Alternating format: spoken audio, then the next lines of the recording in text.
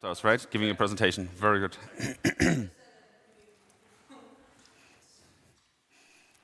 So as we run a little bit late, you can go back to the hotel and relax.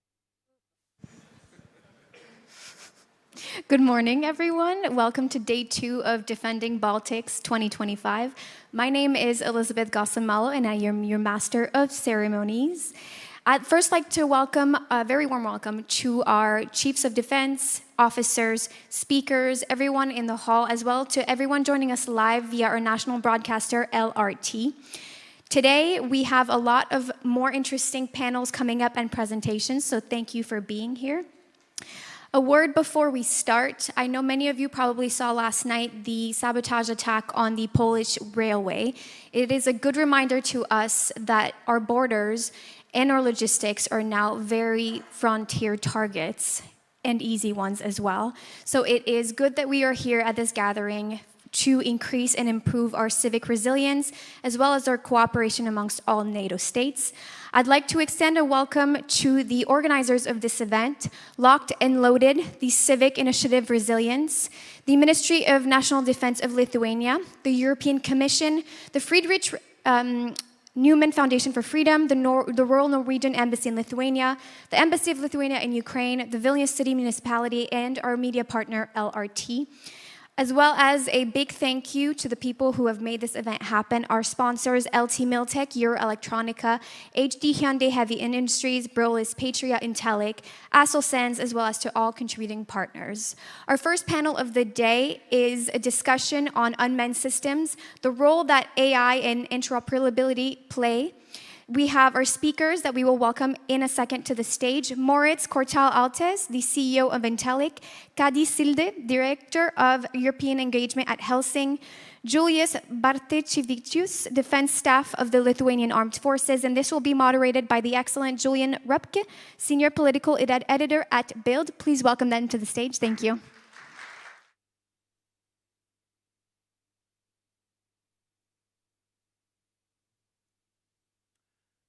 Well, am I audible? Yes. Good morning, everybody. We have heard a lot about UAV systems yesterday. We have heard a lot about drones, especially also in the first panel from the chiefs of the armed forces, especially from the Lithuanian chief. We have heard that they are investing in 3 things right now. This is air defense, drone capabilities, and counter-UAV capabilities.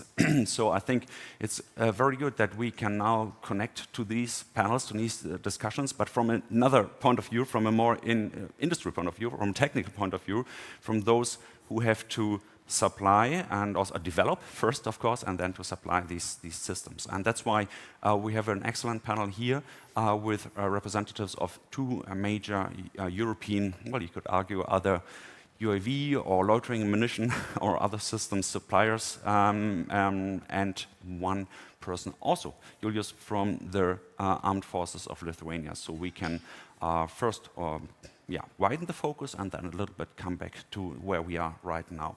So in this regard, my first question would go to Kari, and this comes to the experience you have gained so far, because Audi myself here, I've been with reporting on Helsing's capabilities in Ukraine so far. So at the front line, it was the HF1 back then, and I saw that there were a lot of challenges when integrating these systems into other systems working there, ISR drones, other FPV drones, other strike drones in this area. So the question here is, which lessons do you take out of your experience, out of your deployment in Ukraine when it comes to interoperability with lots and lots of Ukrainian and international ISR strike drones and other UAVs in this area? Yep. First of all, thank you so much for having me here. I'm Estonian by nationality, so it's always nice to be in a fellow Baltic state. In terms of the experience, first of all, the experience from Ukraine is unique. And I think all the companies that are in Ukraine see that. The closest to end users that we get there is something that is not replicated anywhere else in Europe. In terms of the lessons, I would say the first lesson, and it's fairly obvious, but the first lesson is still the importance of mass that we've seen. And I mean, I'll just give you one number. There's a lot of talk about how UAV hits have outnumbered artillery hits. You know, it was 80, 90%. The last one I saw was 20 to 1. But I'll give you another figure from late spring this year, which was 63,000, which is the number of Ukrainian UAV hits. So still, the importance of mass. The second lesson that we have seen is the speed of adaptation. And again, it might seem fairly obvious, but part of the speed of adaptation is Ukrainian forces need to train and retrain and learn and relearn all the time, which is where the importance of autonomy comes in. The systems that we give into the hands of Ukrainians need to be easy to learn, easy to also relearn. And in terms of adaptation, the last point I'll make is if your systems are software defined, like ours are, then the process of adapting these to whatever Russians come up with is much, much simpler. Of course, sometimes you need to do some changes to the hardware, but the changes are much fewer than if you're if you're a hardware-first company. Okay. But one follow-up, if you say you're gaining this experience, is the change of the model you're using, no, not the change of the software, is this connected to this, that you're jumping from HF1 to HX2 in this area? Yeah. I mean, HF1 and the way we started our work in Ukraine was always about delivering as quickly as possible, right? So there was no time to develop the perfect drone because Ukrainians needed something straight away. And this experience that we've gained there, improving and then moving to a new generation drone is the result of the experience we got there. Mm-hmm. Moritz, I know you're also operating in Ukraine already. Your software is deployed to different systems. But if possible, as we are also speaking about the European drone wall, what does this mean to all of us? I would like to widen a little bit the focus to the European context. So my question to you is, from your perspective, what are the most critical steps Europe must take right now because you have all of these suppliers, all of these companies, all of these competing companies, you have to say, to actually ensure that and I know we just talked about it, you're able to supply your software to aerial systems and ground systems, not maritime so far, but maybe soon. So how do you ensure, how does Europe has to ensure that these systems collaborate and communicate across national borders, because we have a lot of eastern flank states and also across industry borders? Yeah, so that's a complicated question, a lot to unpack there. Yeah, so it's true, we are a software company also operating in Ukraine. I think being a software company is pretty peculiar currently in this market. We very thoroughly believe in this concept. It is very important for us, obviously, to be able to work together with all these different companies and deploy our software at scale. So standards are of the utmost importance. And I don't necessarily think that having a lot of different systems is a bad thing. You also see it in Ukraine. There's a lot of decentralization of different companies building different drones, which is not really a problem. The problem arises when, one, these systems cannot communicate with each other, like you already mentioned, and when you have a lot of different user interfaces with a lot of different functionalities. You need a lot of training, manual, you make a lot of errors when we're trying to collaborate on these different systems. So I think for the European Union, when you want to deploy things like a drone wall, but also I think any other concept, it is important to have these standards. And standards are existent already to some degree, at least on different parts. So one is on the drone side, like which standards do you have to control the drone? Well, there's one very famous one, Mavlink. I think it's really critical to just demand such a standard when you buy and procure drones. That will allow other companies to more easily integrate their software, like ours, but also other software companies. But there's also another side to standards, and that's actually integrating your unmanned systems to the whole C4I systems, the battlefield management systems that you actually need to be able to operate these different heterogeneous systems on a larger scale. And currently in Ukraine, you see that there are, well, probably if you look in a generic command and control bunker, almost 10 or even more different high-level command and control systems. And this makes it very difficult to operate with all these types. And that would also be a crucial step to develop correct standards and demand them when you buy drones. Yeah. When you're talking about European standards, I have always to think about EU regulation. Is this something you're pointing at? Is this something you think instead voluntarily the best systems will achieve, or how should this work? Well, I do think that there are already quite a lot of different protocols and standards in place that should be sufficient. I mean, it's not rocket science when you want to communicate target information from an unmanned systems ground control station to another battlefield management system. That's pretty standard information that's already widely used in military context. So I think without over-regulating and spending too much time on that, we can already pick the right standards, either NATO standards, STANAGs, or other protocols like Sapient for counter-drone, which if we agree on these, can already be included. So you're pointing at not necessarily European standards, but NATO standards, because they apply to artillery, for example, to many areas, so they can be widened during this path we're going right now, widening unmanned systems and AI software to other systems. Yes, for sure. I wouldn't know why we would pursue EU standards, because we fight and work in NATO constellation. So yeah, we should do that. Yeah. Okay, great. Julius, coming to you. I know you have told me over the past days you're more the technical guys. You are just right now doing your PhD in Munich, also on medium size, medium range UAVs. Yes, something like this, exactly. But still, you are, as a civilian, working for the armed forces of Lithuania. And my question to you is, how do you ensure that Lithuania's growing use and also need of UAVs, we heard this yesterday, as I said in the beginning, is not only meeting the operational needs of your armed forces, but is also ensuring this balance of quality, of innovation, of interoperability, especially when you think about that you have so many, not just branches of your armed forces, but also so many foreign armies in your country, like the Germans brigade. So is there a way, and how do you ensure that there is interoperability between these different forces stationed here in Lithuania? Thank you for the introduction and the invitation to the organizers as well. I'll start maybe with interoperability within the land forces, because this is the main user of UAVs right now in the Lithuanian armed forces.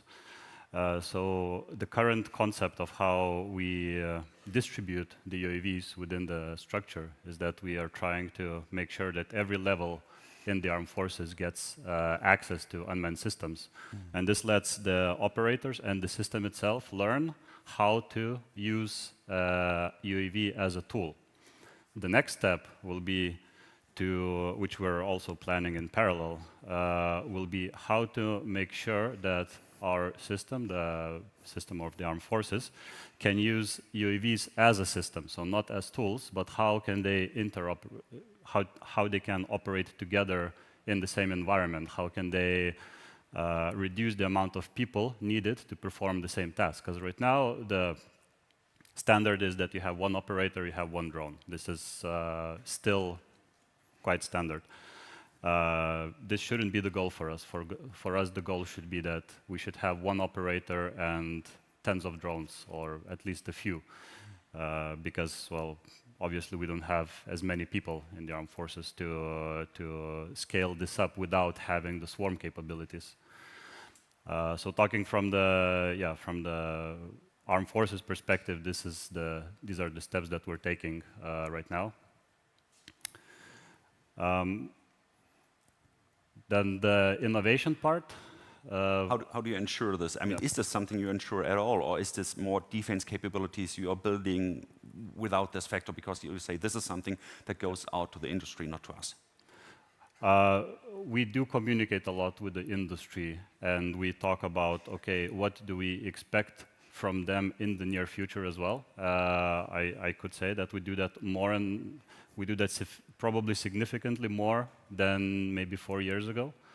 I'm sure industry can accept that as well, that just as an example, a few months ago we have this drone day where industry were invited, and they have access to the operators and to the, to the defense staff, to the members of different forces. They have way more access than before, so they can directly talk to the operators, to the people who plan and people who command such missions with UAVs, and adapt their product as needed. Mm-hmm. You were talking about this drone day you just had, where different competitors were able to show their drones. And you said yesterday to me, maybe I can reveal this, that since you are in the armed forces and people know your background, there's also a little change in procurement, because people know that you know what you're talking about when it comes to UAVs.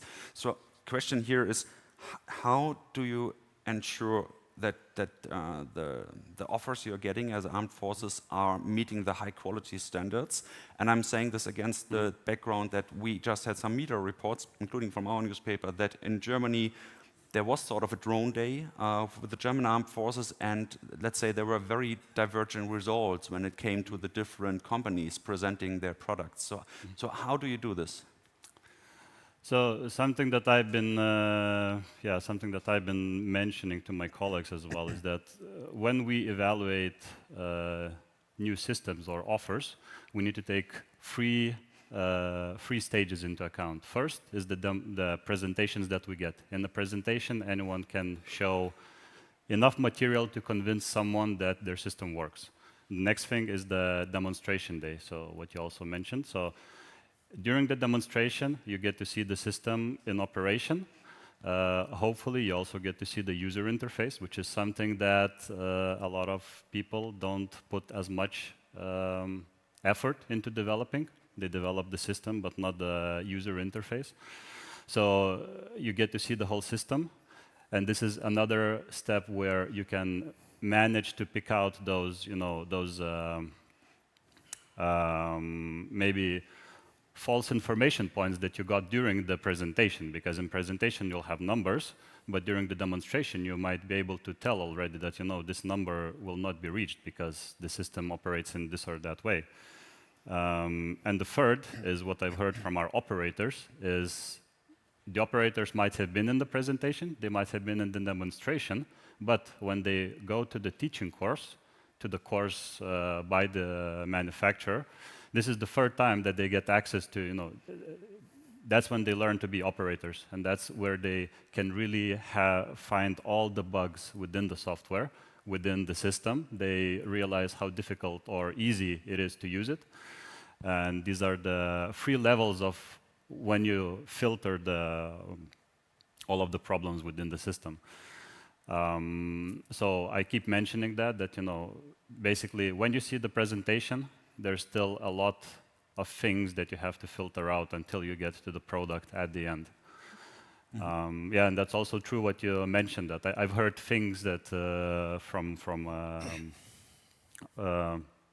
some companies, they say that, now we know that you work there, so we cannot approach the military or the procurement agency with, a bad presentation, because the standards are a bit higher. And when I came to the defense staff, and I was also checking some projects before that were on offer. So I have to say that yes, some of the level of some of them was really poor. The level of some of them was really good, but there has to be a filter, and that's my job. Yeah. Very important, and I hope this also will be serving as an example for other European countries. Before I'm coming to the next question, yesterday I was approached by several participants asking questions.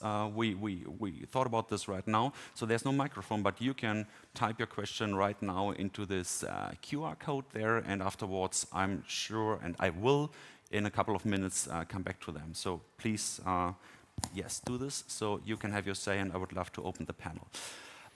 Next question goes out to both of you, Moritz and Kari. Your companies, Intellic and Helsing, have taken quite different approaches when it comes to integrating AI and software into defense systems. Helsing has taken, I would say, a vertical approach where you are offering the whole system, the whole package. You have the hardware, you have the software, you're giving the training, and then you put everything together to the operator.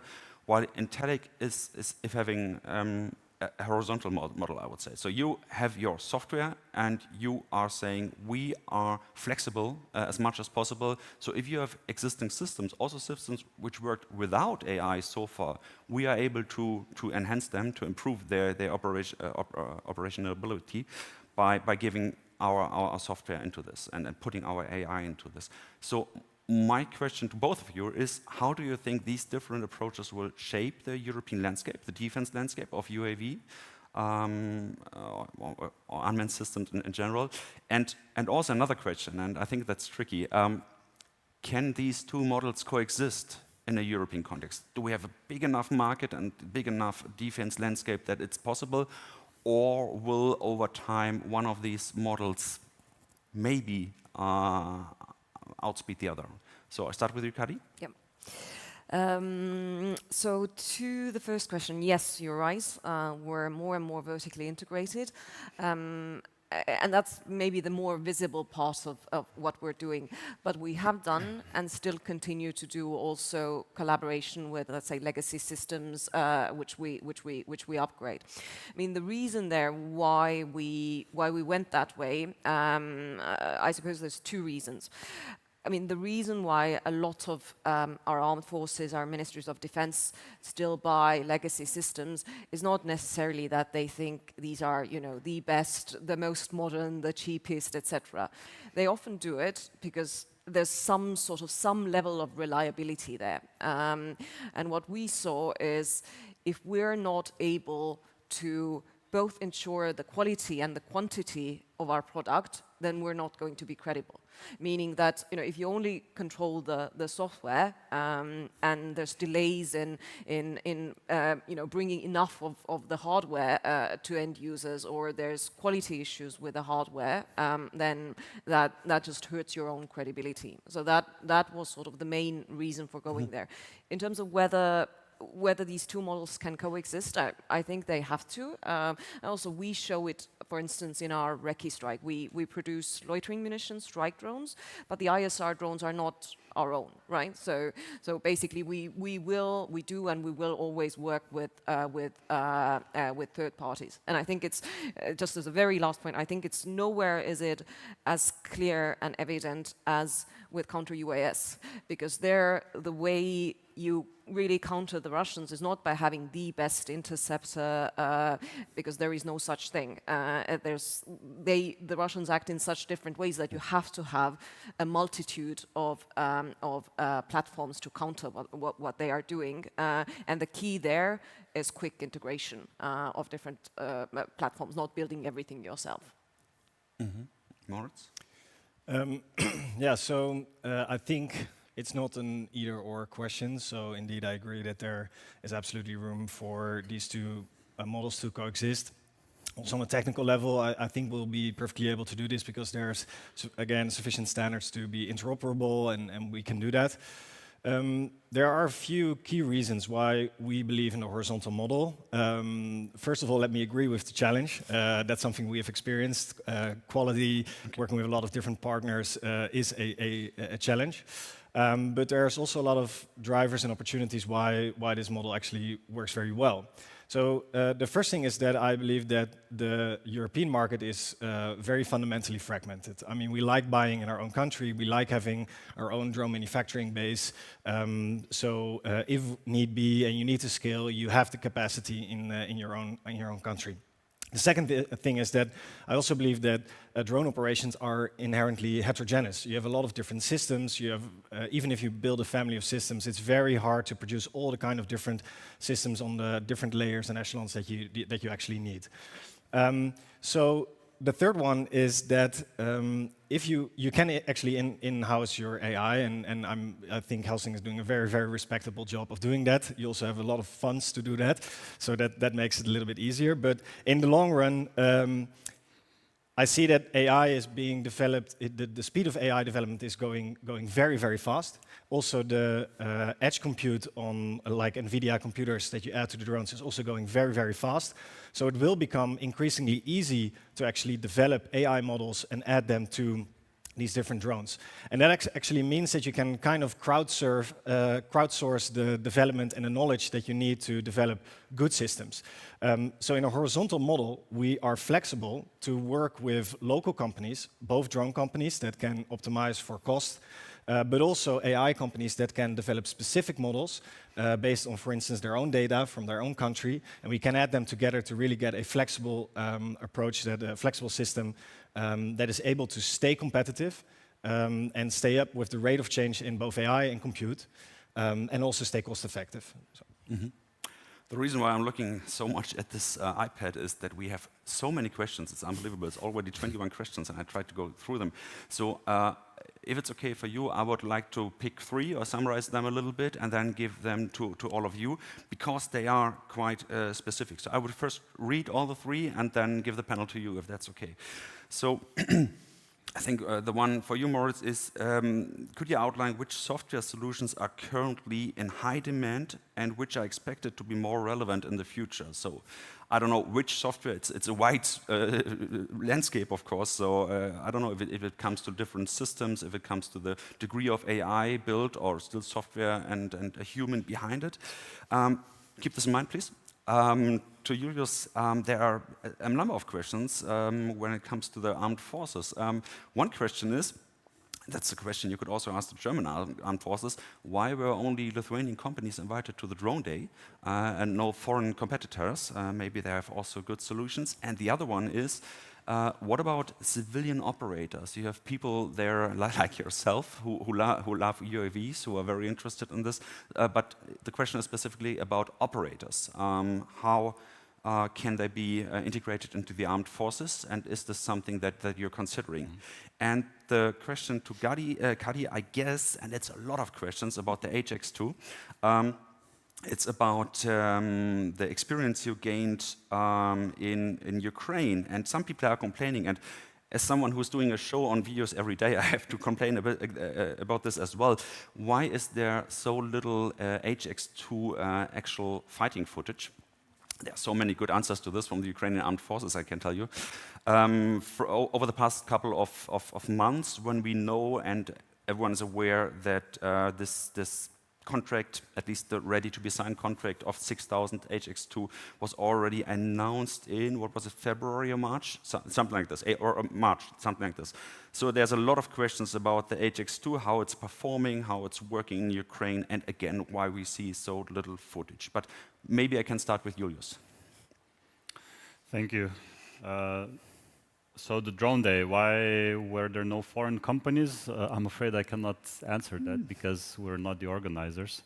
But from your perspective, I mean, would it make sense to also have European suppliers supplying for the armed forces of Lithuania?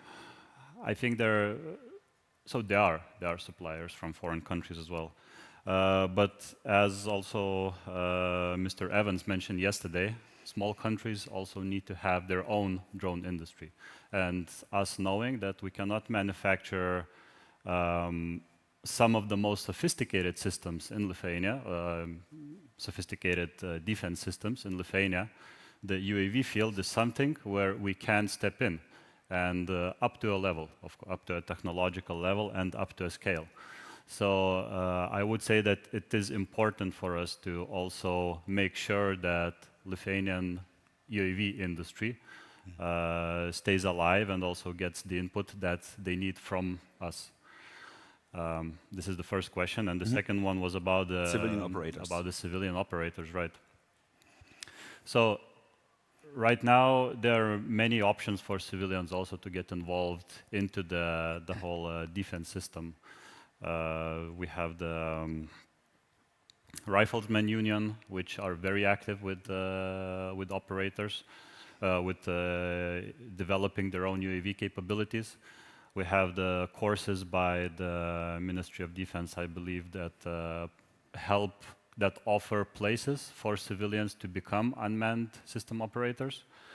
But one thing that I would stress is that from what we know, it takes 3 weeks to turn a civilian into an operator. 3 weeks is not a lot.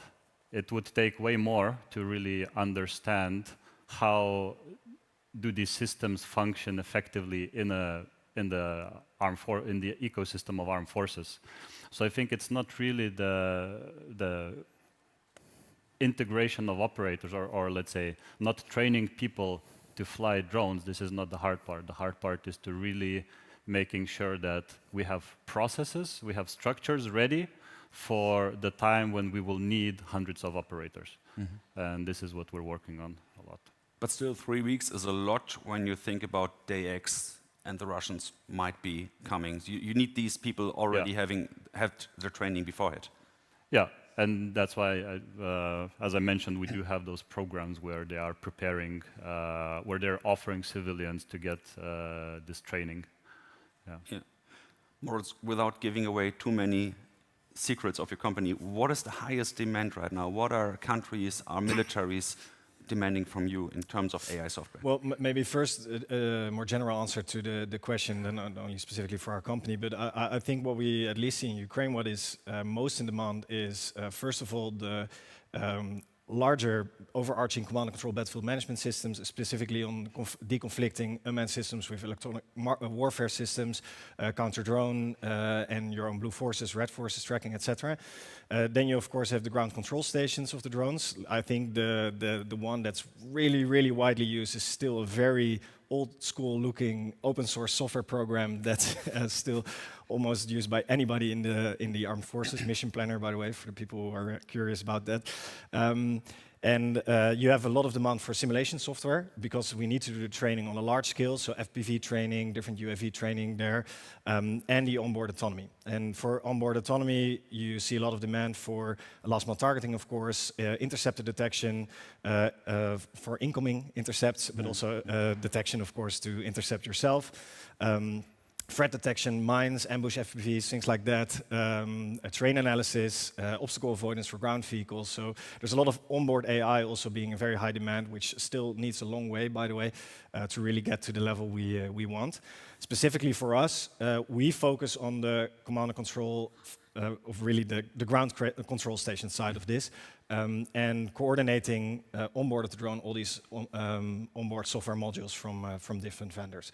And of course we see it's in high demand because the training effort you currently have for these open source systems is very high, and it's not really comfortable to keep developing that for all these new AI features that these drones now include.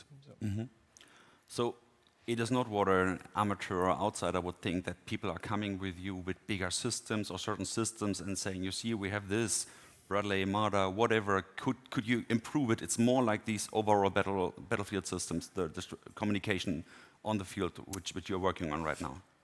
No, we really integrate with the battlefield management system, so we let that to the others. A typical customer company would be a drone manufacturer that has a small software team, really has to keep up with the rate of change, has a lot of effort in improving the flight time, adding these new modules, keeping the system cheap, and then we can step in and actually add them a very wide range of features with little cost. So. I'm asking this because I watched through your presentations and there were so many vehicles moving around from A to B, and that's why I was asking. They were tracked and wheeled, and that was my question. But it's more about existing UAVs so far. Yeah, for sure. Interesting. Yeah, okay. Yeah. Kari, well, when you're visible, there's also a lot of criticism for your products, or questions at least. So what about the performance? What about you cannot say much about the contracts, I guess, but what about the experience with the HX2 right now in Ukraine? Is it flying? Is it working?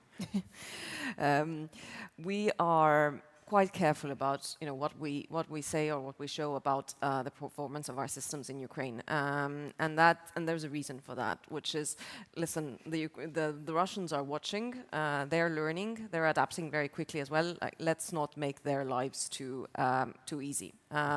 However, when we work with armed forces, be they Ukrainian or be they from other countries, we we don't show PowerPoints. We've just in the last month gone through very, very thorough trials and demonstrations and exercises with 4 nations. There, we have let and we have had end users operate it with very good results, which I'm not going to dwell into, but yes, we're very happy to show to end users, and not just show, but have them use these systems. But we're never going to post every video and every step on social media. Mm-hmm. And what about the contracts? There was this other question about the contracts. Are they signed? Will there be more? Yes, about these contract you announced in March. Yeah, we are still delivering on that contract, so this is ongoing, and yes, there is interest in the product. As I said, over the last month we've done a lot of trials, and we've really shown what our system is capable of. So I would say there's going to be news coming out, but I can't say anything beyond that right now. Okay.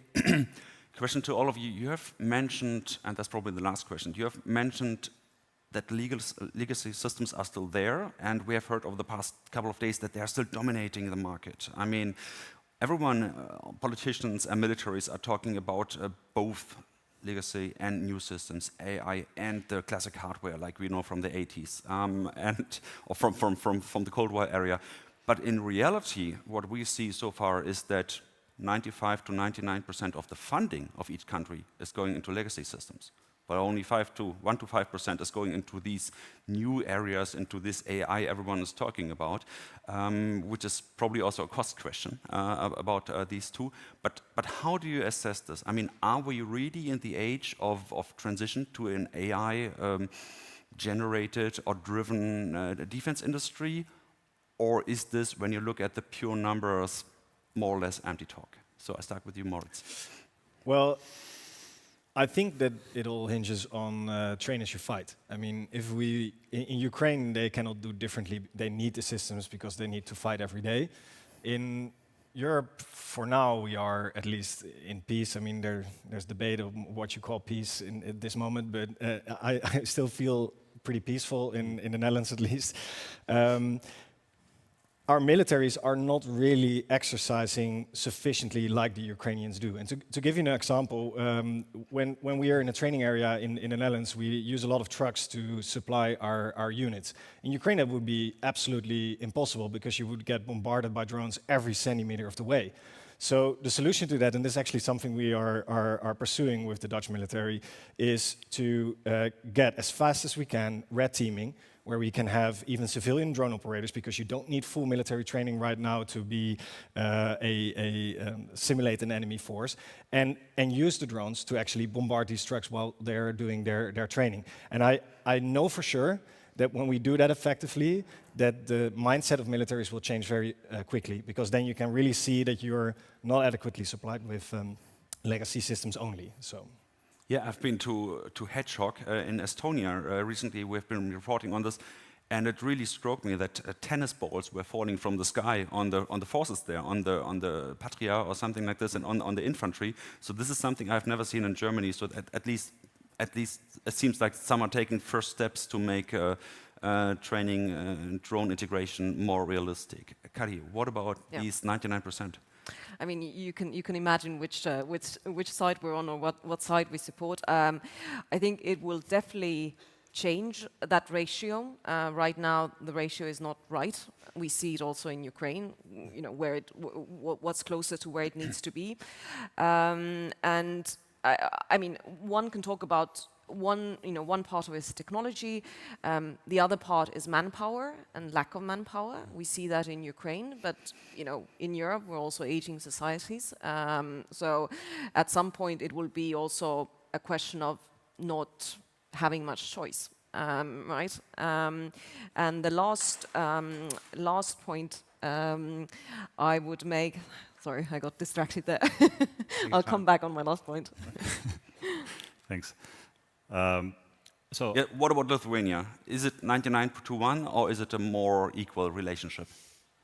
I would say it's definitely not 99 to 1, but But you have to take into account that the reason these systems work in Ukraine, one of the reasons, is also because they're so cheap. So you cannot spend half of your budget on cheap systems. You would just have too many of them as well. So it's not really fair to compare, let's say, the funding only. I think it's more fair to compare, do you have adequate amount of those systems that you need for this year, for next year, or for the upcoming years? So I would say it's not fair to compare the funding only. On the other hand, one also has to take into account that these systems are easier to manufacture. It's faster to manufacture. You can get, I don't know which company was it yesterday, but they said that, yeah, they are capable of manufacturing 5,000 of those systems per month.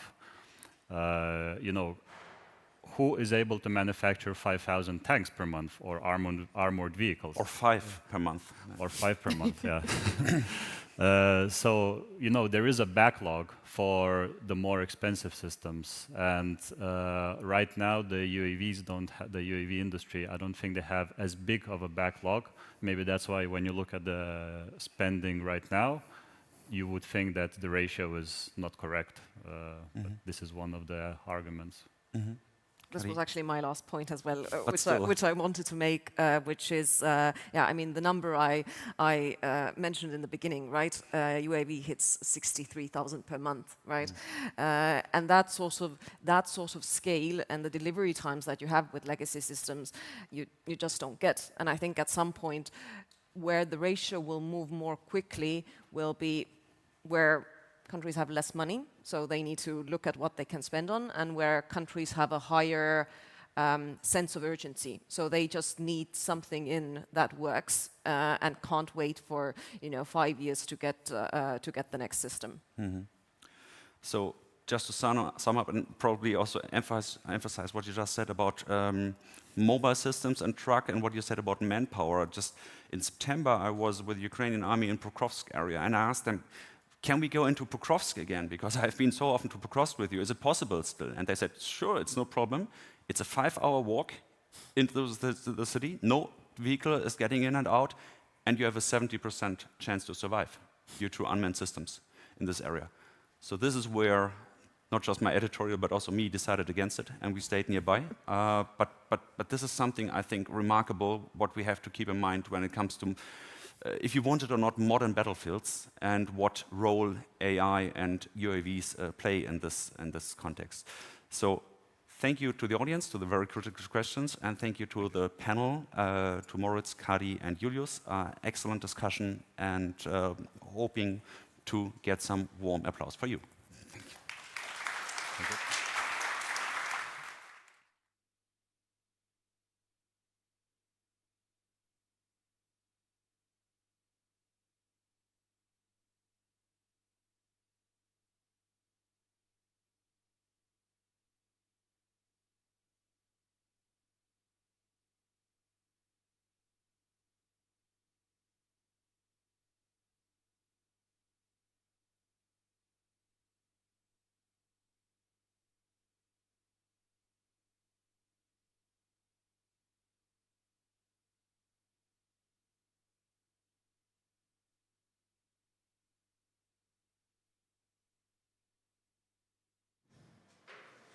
Thank you very much for that very interesting presentation. Now we're going to be moving on to the next one, which is on Russian institutional learning and adaptation, so very fitting. This is going to be given by Dr. Michael Gerstag, the research analyst at the International Institute for Strategic Studies. Please welcome him to the stage. Thank you.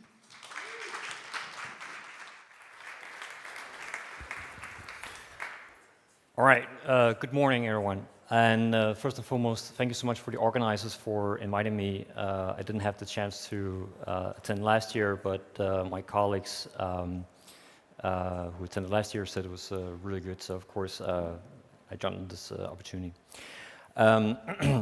So basically, I think there's one thing we are, of course, can agree on is that Russia is, of course, adapting. That's quite evident. And for me, based on the conversations from last year as well, or sorry, from yesterday as well, it wasn't last year, the amount of adaptations we see, the vignettes, the different mosaics of Russian infiltration groups, and also in terms of the technology, underlines the obvious. But I think that what I'm not going to focus on is necessarily on this, but actually bring it up in, let's say, in a bit more of a framework or in terms of the mechanisms.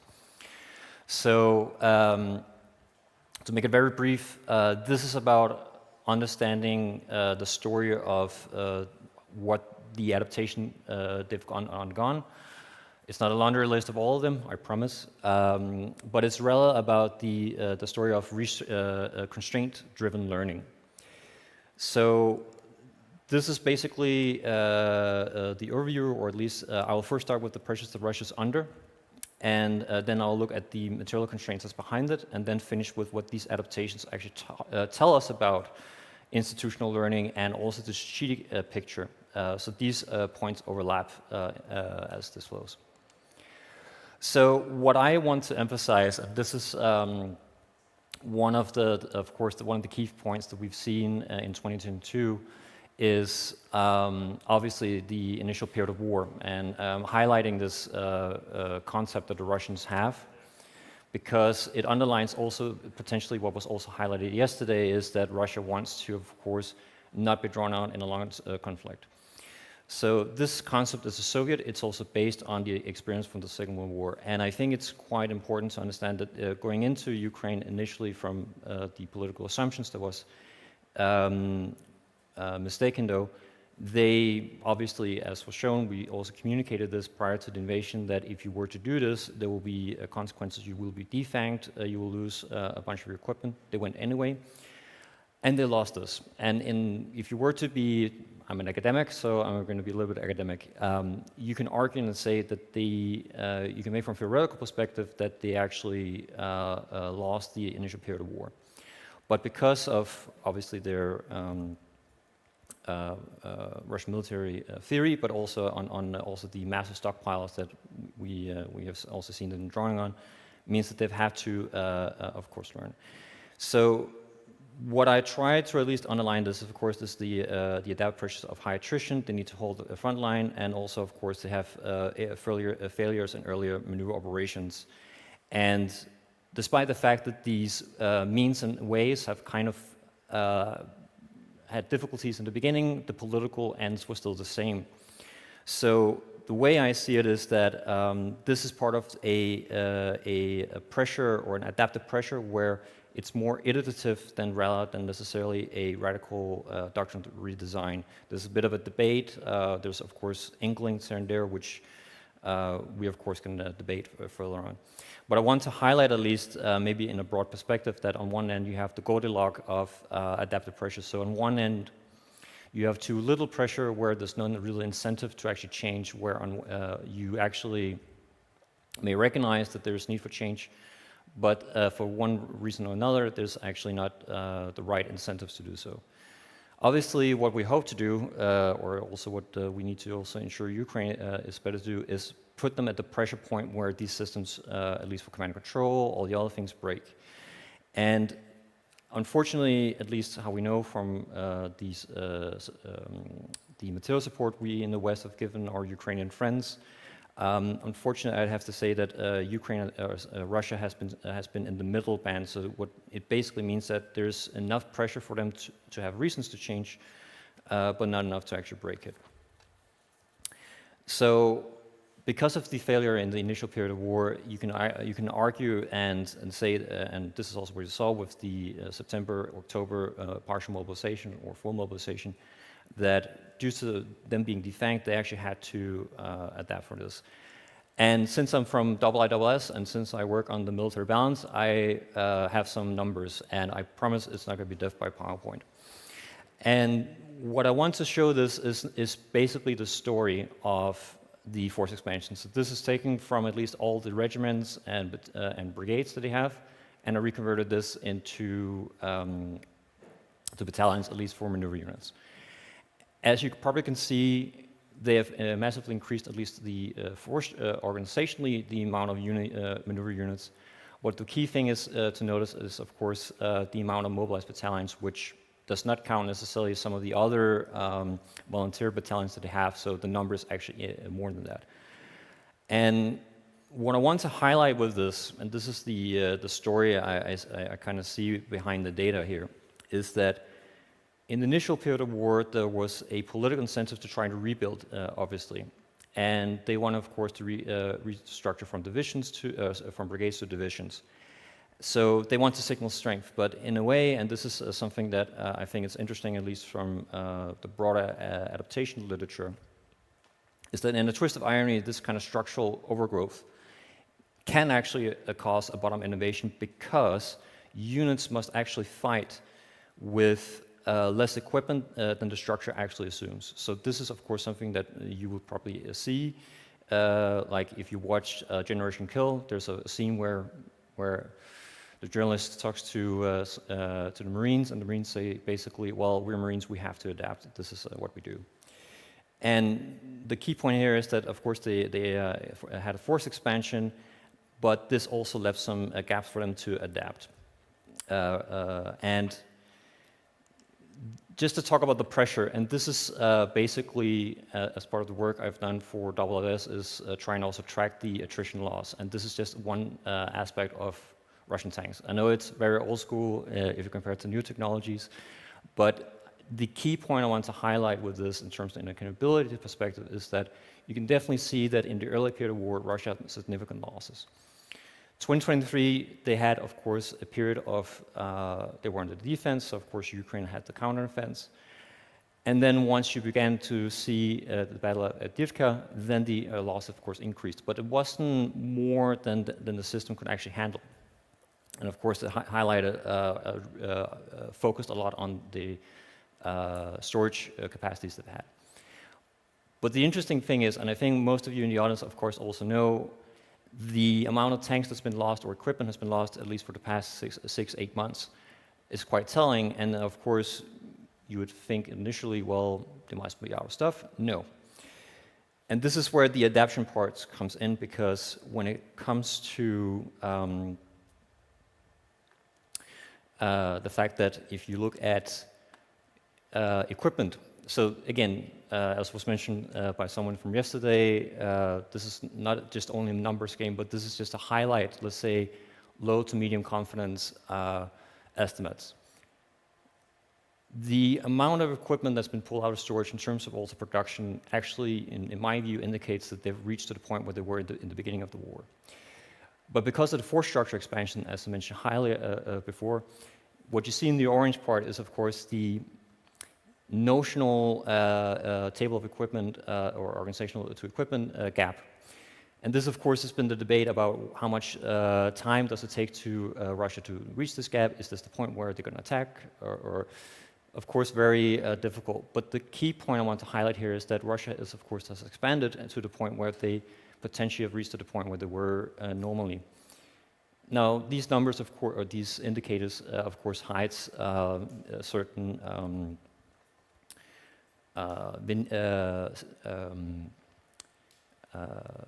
questions about how much availability there is, because you of course have tanks that are in the front line, but also in reserve.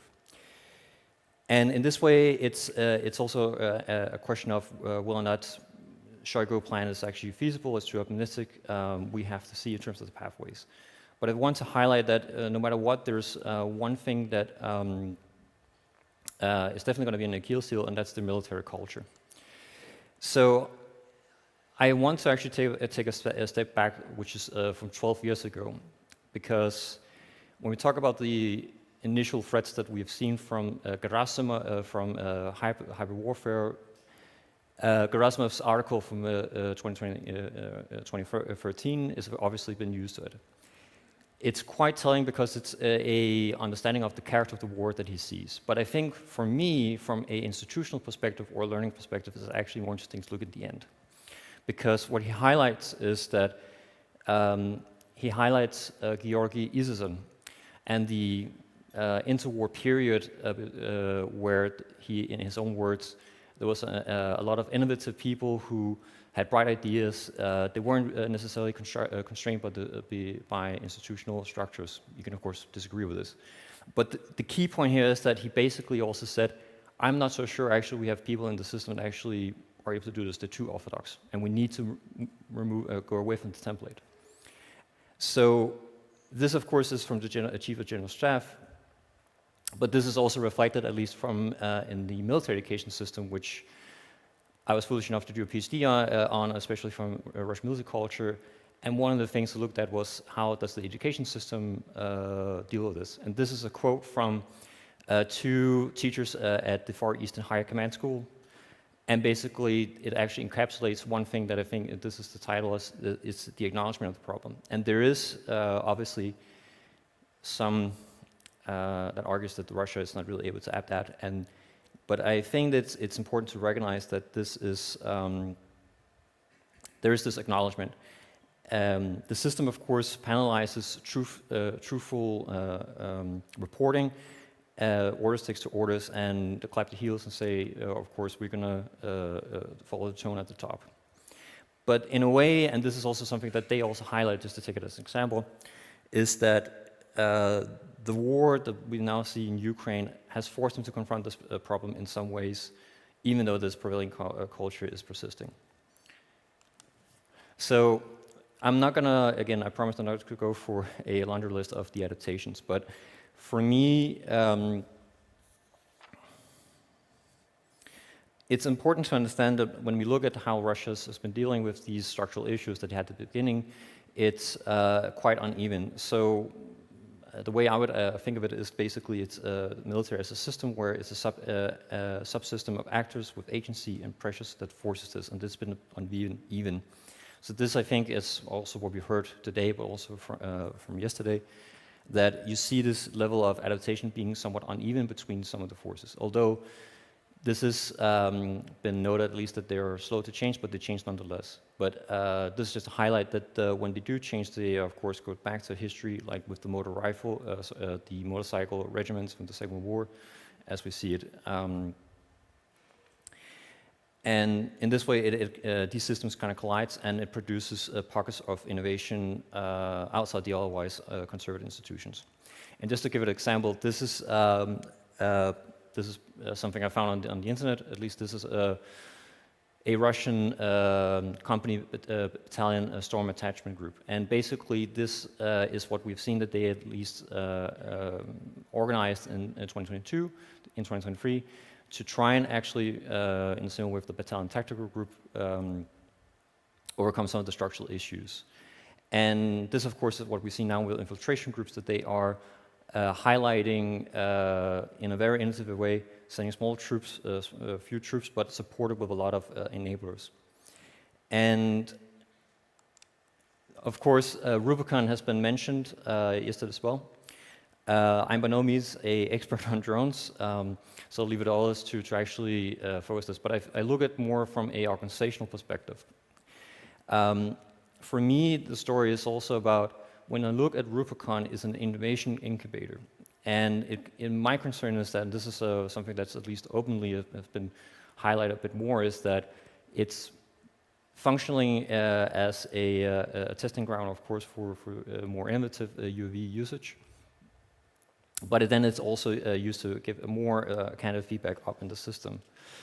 And in a way, this is persistent, and as was recently announced a couple of days ago with the Russian Unmanned Systems Force, their task is also to disseminate this. And I think this is a concern where it's, at least from a, again, academic perspective, a case where a unit is able to actually upscale. How it actually functions, it's a bit more murky. But so the strategic implication for this is obviously that Russia tries to resolve its ways and means gap by these environmental adaptations, and their resilience to do this under constraint, even despite the heavy losses, is quite severe. So, for instance, even though it's at least from some estimates, at least from also the graph that I worked on and showed before, even 5,000 tanks, roughly give and take, lost, that is still enabled. And it tells us also that it's a cost-tolerant learning organization, even though that Russia accepts high human cost, but it's to maintain low-cost adaptation.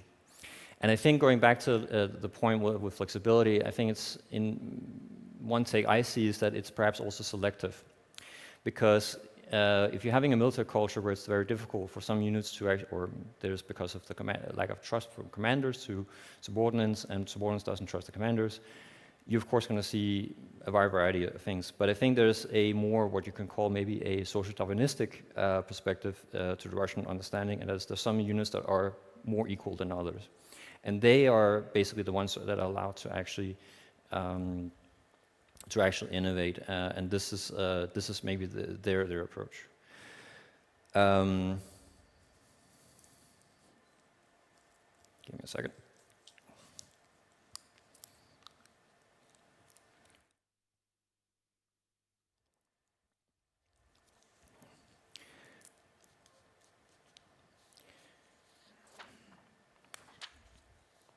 So for Ukraine and NATO, at least I would say that, I mean, this has also been mentioned, and I can only echo it.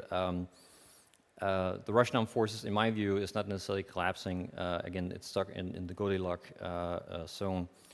The threat persistence, as highlighted as also yesterday, indicates that it might be uneven, but it's still a certain level of average, if you can call that, force adaptation, but it still remains a long-term challenge, especially in considering, at least with the unmanned systems force.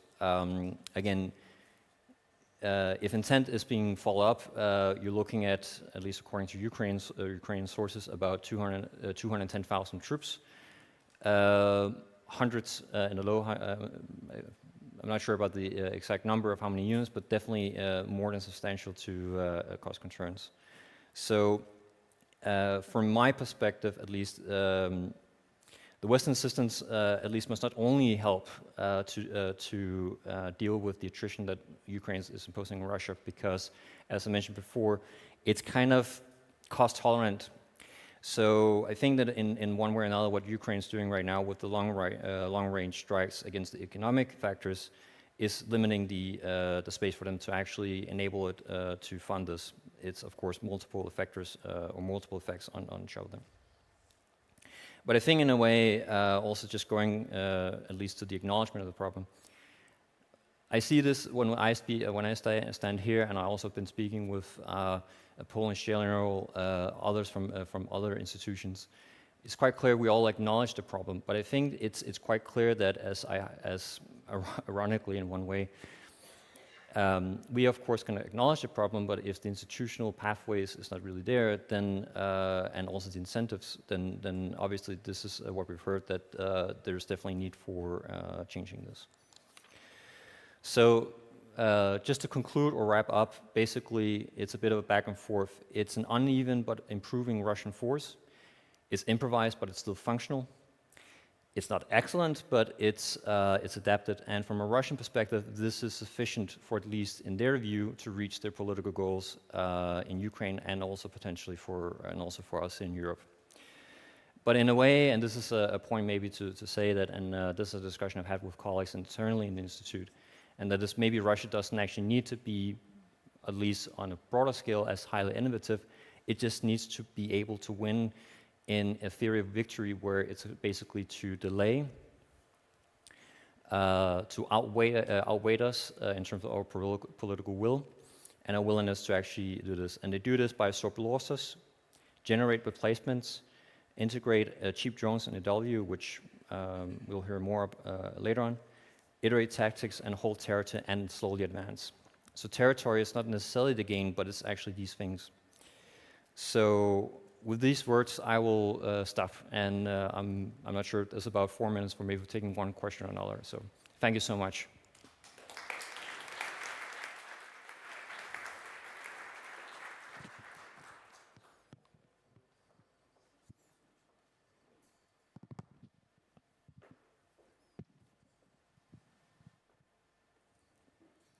So we have a few questions from the audience. Let me just get this started. So the first question says, could you outline for us the main challenges regarding what your presentation was about? Sorry? The main challenges that you see in this taking place in the future. You mean in terms of, I'm not sure if I understand the question correctly, in terms of for Russia or for Ukraine? Yeah, or for Ukraine. I guess you could do both, yeah. but maybe start with Ukraine as that's a bit more relevant. I mean, as I highlighted, for Ukraine is obviously that the manpower issue that's been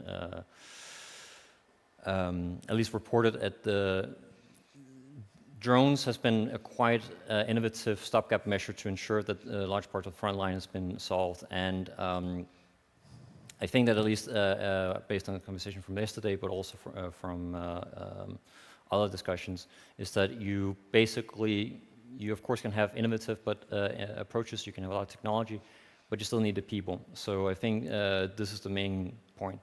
I think for Russia, this is of course a key thing, because we of course can play with the attritional game that they're doing, and I think that if this is something that a senior colleague of mine at the institute wrote, is basically that this basically a timer. So basically, it's a question of it's running to the last minute or clock, and whose clock goes down faster. And I think that it's of course not a physical thing that you can measure, but the point I see, at least from his point, is the economic issues that Russia is facing, especially because of the very effective long-range strikes, are having potentially long-term dividends. The challenge, of course, for Ukraine is that the payoff from this might first come at some later point. So we have to be a bit patient, but also ramp up additional support. So I'm not going to speculate too much about what exactly what it is, but I think one main material constraint I see from, at least for the Russian forces, is they're very fires-heavy driven force, and when it comes to artillery, this of course is the key thing. How are they going to replace it? And we've seen with North Korean 170 millimeter artillery pieces and 240 millimeter rocket launcher systems. These have been ways to help their reconstitution in one way. So there's of course a lot of uncertainty about how much they're actually producing, at least from open source. But I think that the fires-driven question about whether the unmanned systems force is going to be the stopgap measure for this, I think this is the thing to be keeping an eye on. So, thank you. I think that's all the time we have for. Thank you very much again. Thank you so much.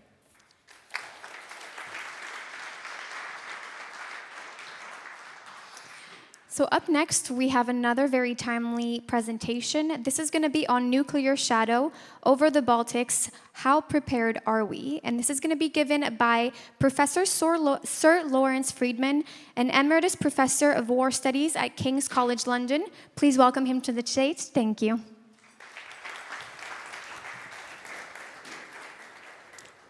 Hi, delighted to be here.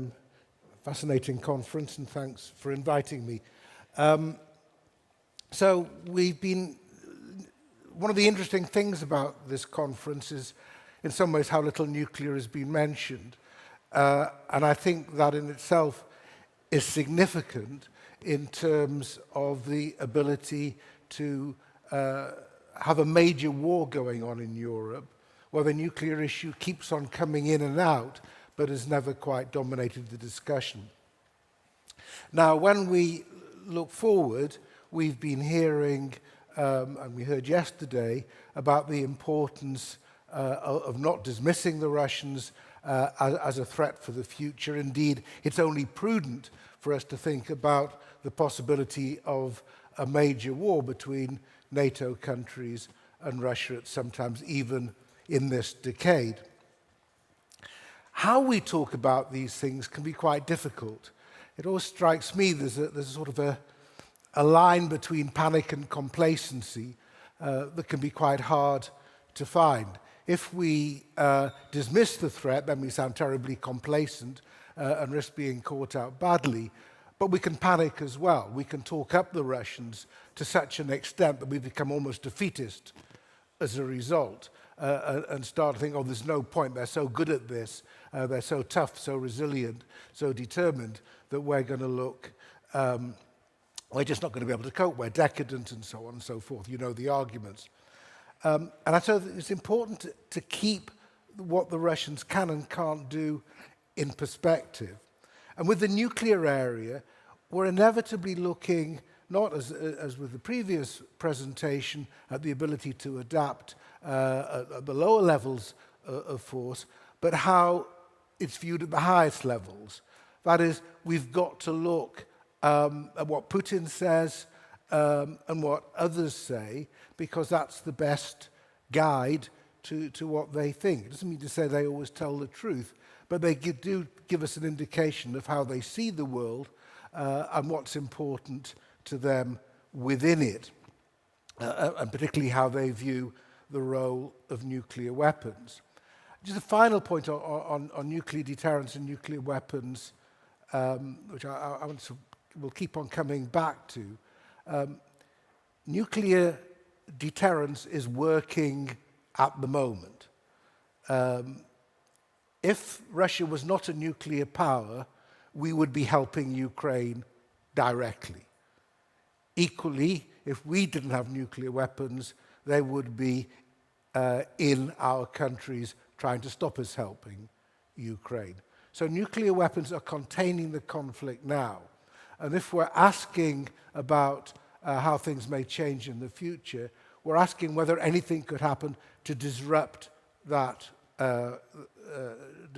relationship. And my basic answer is probably not.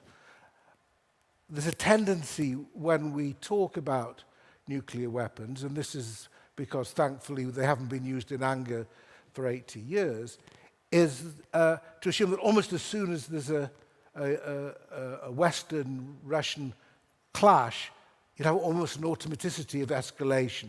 People assume that as soon as it happens, you're into World War III. That's highly unlikely, if you think about it, because there's always options, there's always things that you can do. And if you go back to earlier stages of the nuclear age, in the Cold War, think of Herman Kahn's famous escalation ladder, for example, all sorts of ways, not only to do all things you can do before you get to nuclear use, but even when you've started nuclear use. Without in background, let me move on. So we've been having all the talk. Recently, Putin has been emphasizing the strength of their systems, nuclear-propelled torpedoes. They can cause a tsunami, new generations of ICBMs, and so on. You're familiar with all of this. So should we be frightened of all of this? What is it that's important to Russia about being a nuclear power? First, it's the only thing that makes them a superpower. Russia has got nothing else that makes them a superpower. Certainly not their economy, which would be sort of middle ranking within Europe. They're in demographic decline, and they can't even beat Ukraine after almost 4 years. It's nuclear weapons that make them a superpower, and Putin has been very conscious of this. One of his problems, again, the other thing that entity that hasn't been talked about much over the last day or so is China. But when in 2014, when the war started, Putin referred to China as an economic superpower, but Russia as a nuclear superpower. And of course, one of the issues is that China is becoming a nuclear superpower too as well. But it's the thing that makes him distinctive. It means that he can deal with the US as an equal, and this goes right back to the earlier stages of the Cold War. When the most important thing for Khrushchev, for example, when dealing with Kennedy, is that Kennedy would recognize the Soviet Union was an equal power.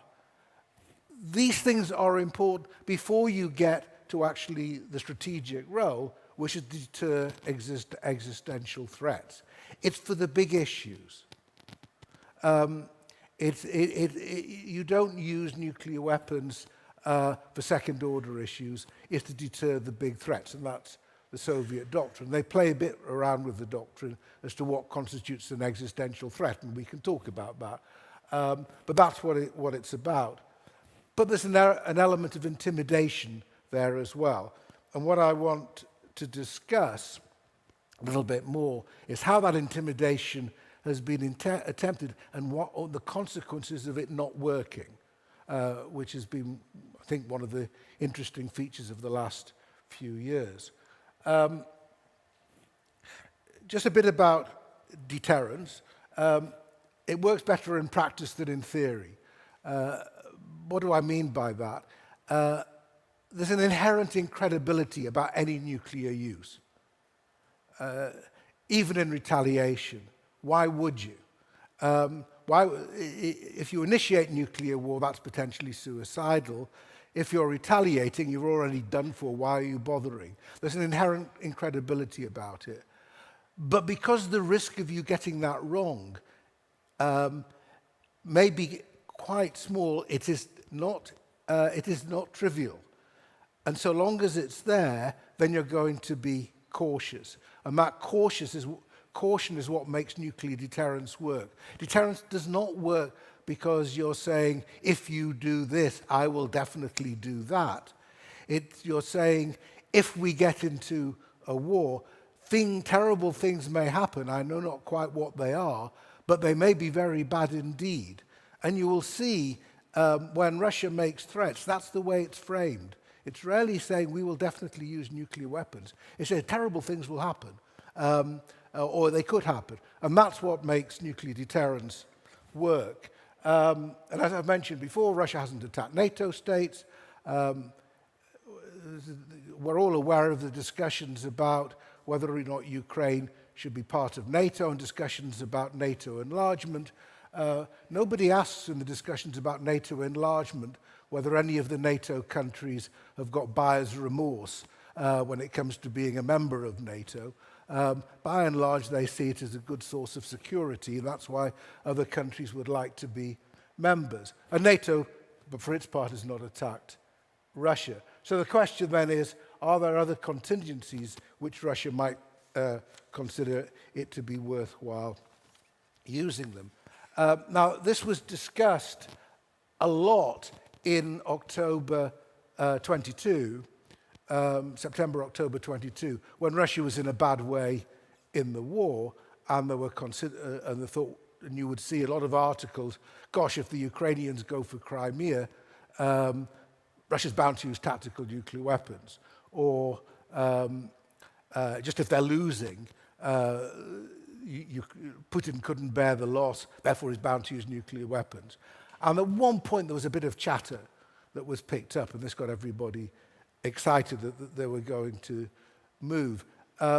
What followed was quite a bit of quite active diplomacy in which the German government played a part, including with China. There's a bit missing.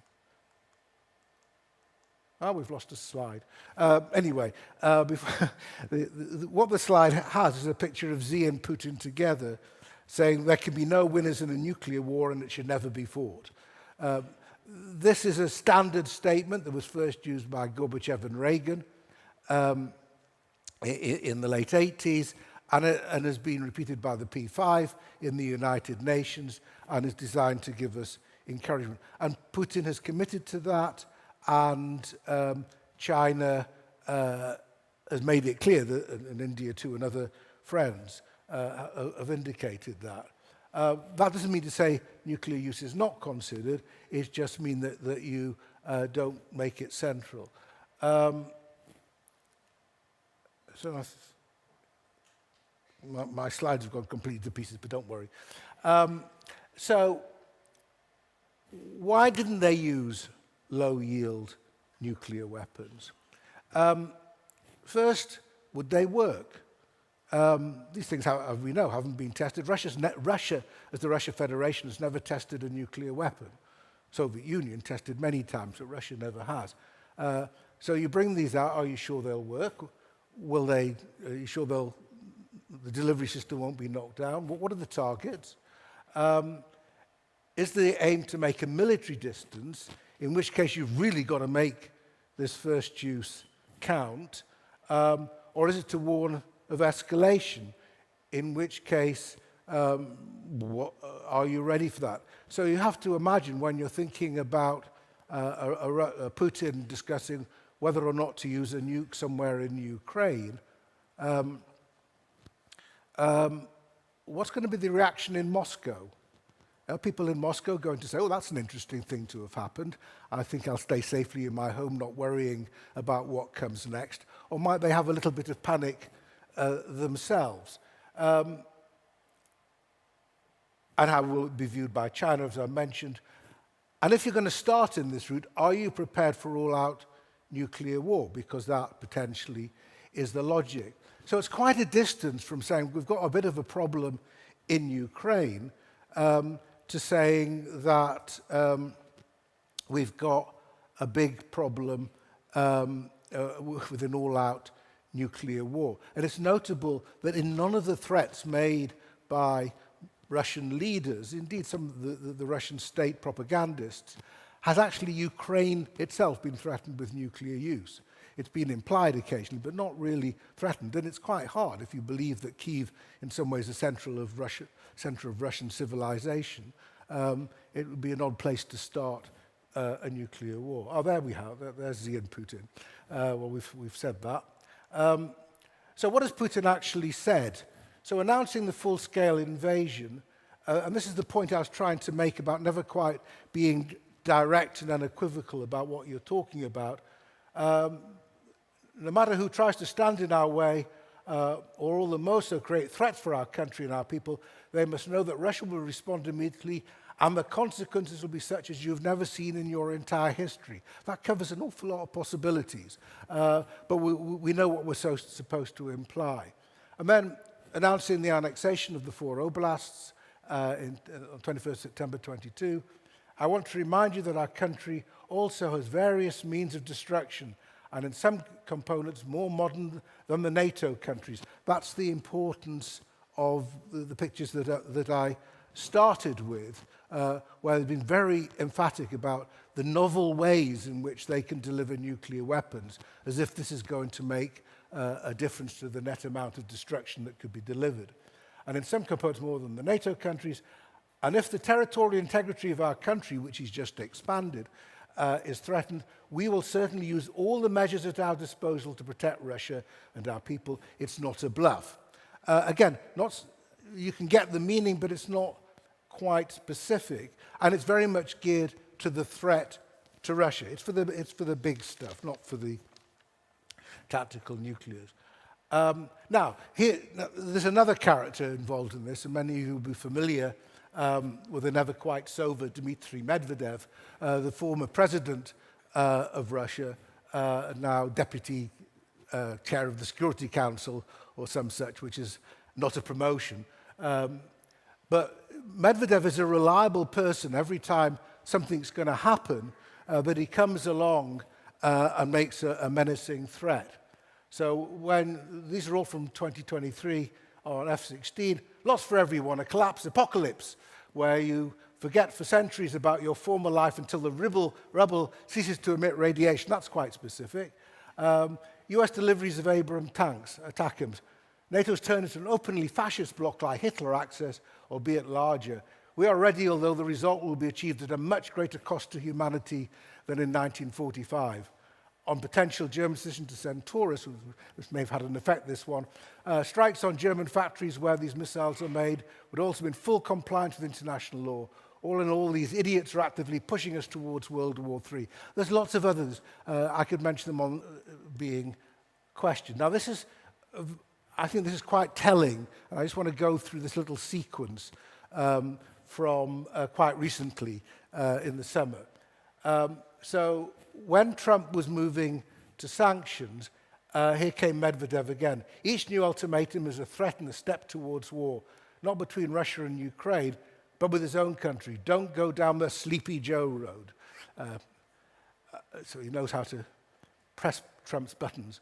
And then after exchanges with Senator Lindsey Graham, I don't want to go through all of it. Trump told Medvedev that he was entering very dangerous territory, the things he was saying. And then he reported that Trump had reported 2 nuclear submarines being positioned in appropriate regions in response to highly provocative comments by Medvedev. Just in case these foolish and inflammatory statements are more than just that, words are very important and can lead to unintended consequences. I hope this will not be one of those instances. So quite unusually, Medvedev's threat was called. Well, that wasn't going to put him back. If the words of a former president of Russia, I him, provoke such a nervous reaction from such a formidable president of the USA, it means that Russia is absolutely right and will continue to follow its own path. He urged Trump to remember his favorite movies about Walking Dead, as well as how dangerous non-existent dead hand can be. Those of you who know this area know sort of the dead hand is sort of the automatic retaliation. Now, what's interesting is when we get to this point, in comes Dmitry Peskov, speaking for the Kremlin. We don't believe that we are talking about any escalation now. It's clear very complex, very sensitive issues are being discussed, which of course are perceived very emotionally by many people. In every country, members of the leadership have different points of view on events that are taking place, different attitudes. People are very, very tough-minded in the United States of America and in Europe. This is always the case. So the main thing, of course, is the position of President Putin. You know that in our country, foreign policy is formulated by the head of state, that is President Putin. So Medvedev was shut up at this point. This was followed by a visit by Witkoff, and eventually led to the Alaska summit, where Trump had to listen to Putin's view of Ukrainian-Russian history, which dampened down that initiative. So, conclusion. Putin wants to contain the war to Ukraine, and he's tried successfully to use the fear of nuclear war to limit the response. The difficulty, although I've sort of mocked Medvedev and so on, the fact is the initial threats by Putin did have an effect. And if you look at President Biden's initial response to the war, when he set out what the US would and would not do, as much of it was about what the Americans would not do or would not countenance, as was about what they would do to support Ukraine. They wouldn't, for example, encourage the use of of long-range strikes into Russia, which is, of course, another thing that has now happened. And there's a lesson, I think, in that, in the need to take a realistic assessment of the fears, and goes back to the presumption of automatic escalation. Just because there is a non-negligible risk of one thing leading to another, and us finding ourselves in a really dangerous situation, it doesn't mean to say that that can be triggered by really quite marginal incremental developments. What has happened during the course of the war after the full-scale invasion, and indeed you can go back to 2014, is a series of things have happened that Russia did not like, which the United States under Biden initially was very wary about and discouraged the Ukrainians from doing, which have now been done. Just remember how long it took to get tanks in, the F-16 decision. All the decisions about Storm Shadow and ATACMS and long-range strikes. Even when Russia started attacking, Ukraine started attacking Russian oil infrastructure, the Americans expressed concerns and asked them to hold back, as much because, it should be said, because of the oil price as anything else. So this is why I started by trying to find the right balance between panic and complacency. Because if we overstate and over-panic about what Russia can do, then we inhibit ourselves, and in this case, we've inhibited Ukraine. What this means is that we have to accept the importance of nuclear power to Russia. It's not an asset to be squandered. It matters enormously because it's what makes Russia a nuclear superpower. It's the ultimate guarantor of Russia's security. They worry about threats from us.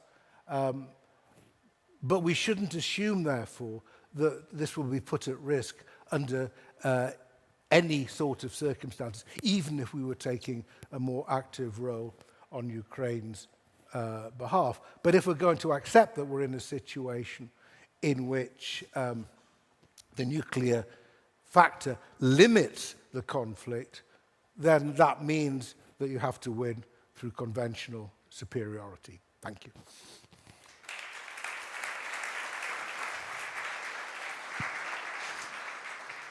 Thank you very much, Dr. Lawrence. We have a lot of questions that came in. I'm going to try to get to 2, so keep it short, but these questions are pretty good. So the first one says, is it possible for Russia to start to view the Baltics as unprotected by a nuclear umbrella, given Donald Trump's reluctance to defend Europe and his own friendliness towards Putin? Yeah, well, I mean, less disobliging than they were during his first term. He said he supports Article 5. Now, you can look back at almost any American president and you see doubts about the implementation of Article 5. But he said, Trump said, I don't think it'll be necessary, but it's still there. And you come back to my original point.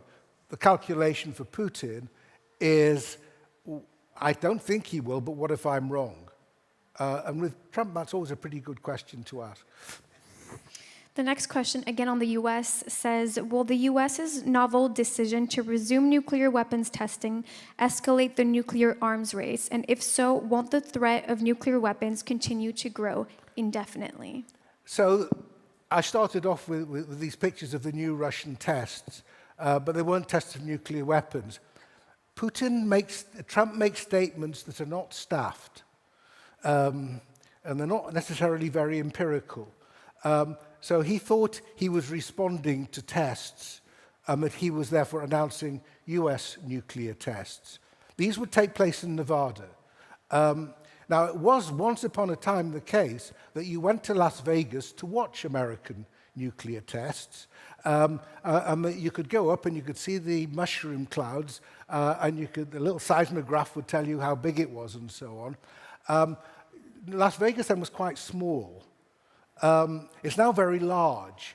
And the testing site hasn't been used since 1992. There's no way that the US can start nuclear testing soon. And you may have noticed that we've heard very little about that since Trump made his original statements. The Russians did respond, saying that they were going to get their testing site, which is even older, but if it's in the same sorry state as the American testing site, they'd struggle too. The fact is that the United States has extremely advanced capabilities to be pretty sure of the reliability of its old systems and to test and to check new designs and so on. So I don't think there will be another bout of nuclear testing. Well, that's very reassuring to hear. Thank you again, Dr. Lawrence.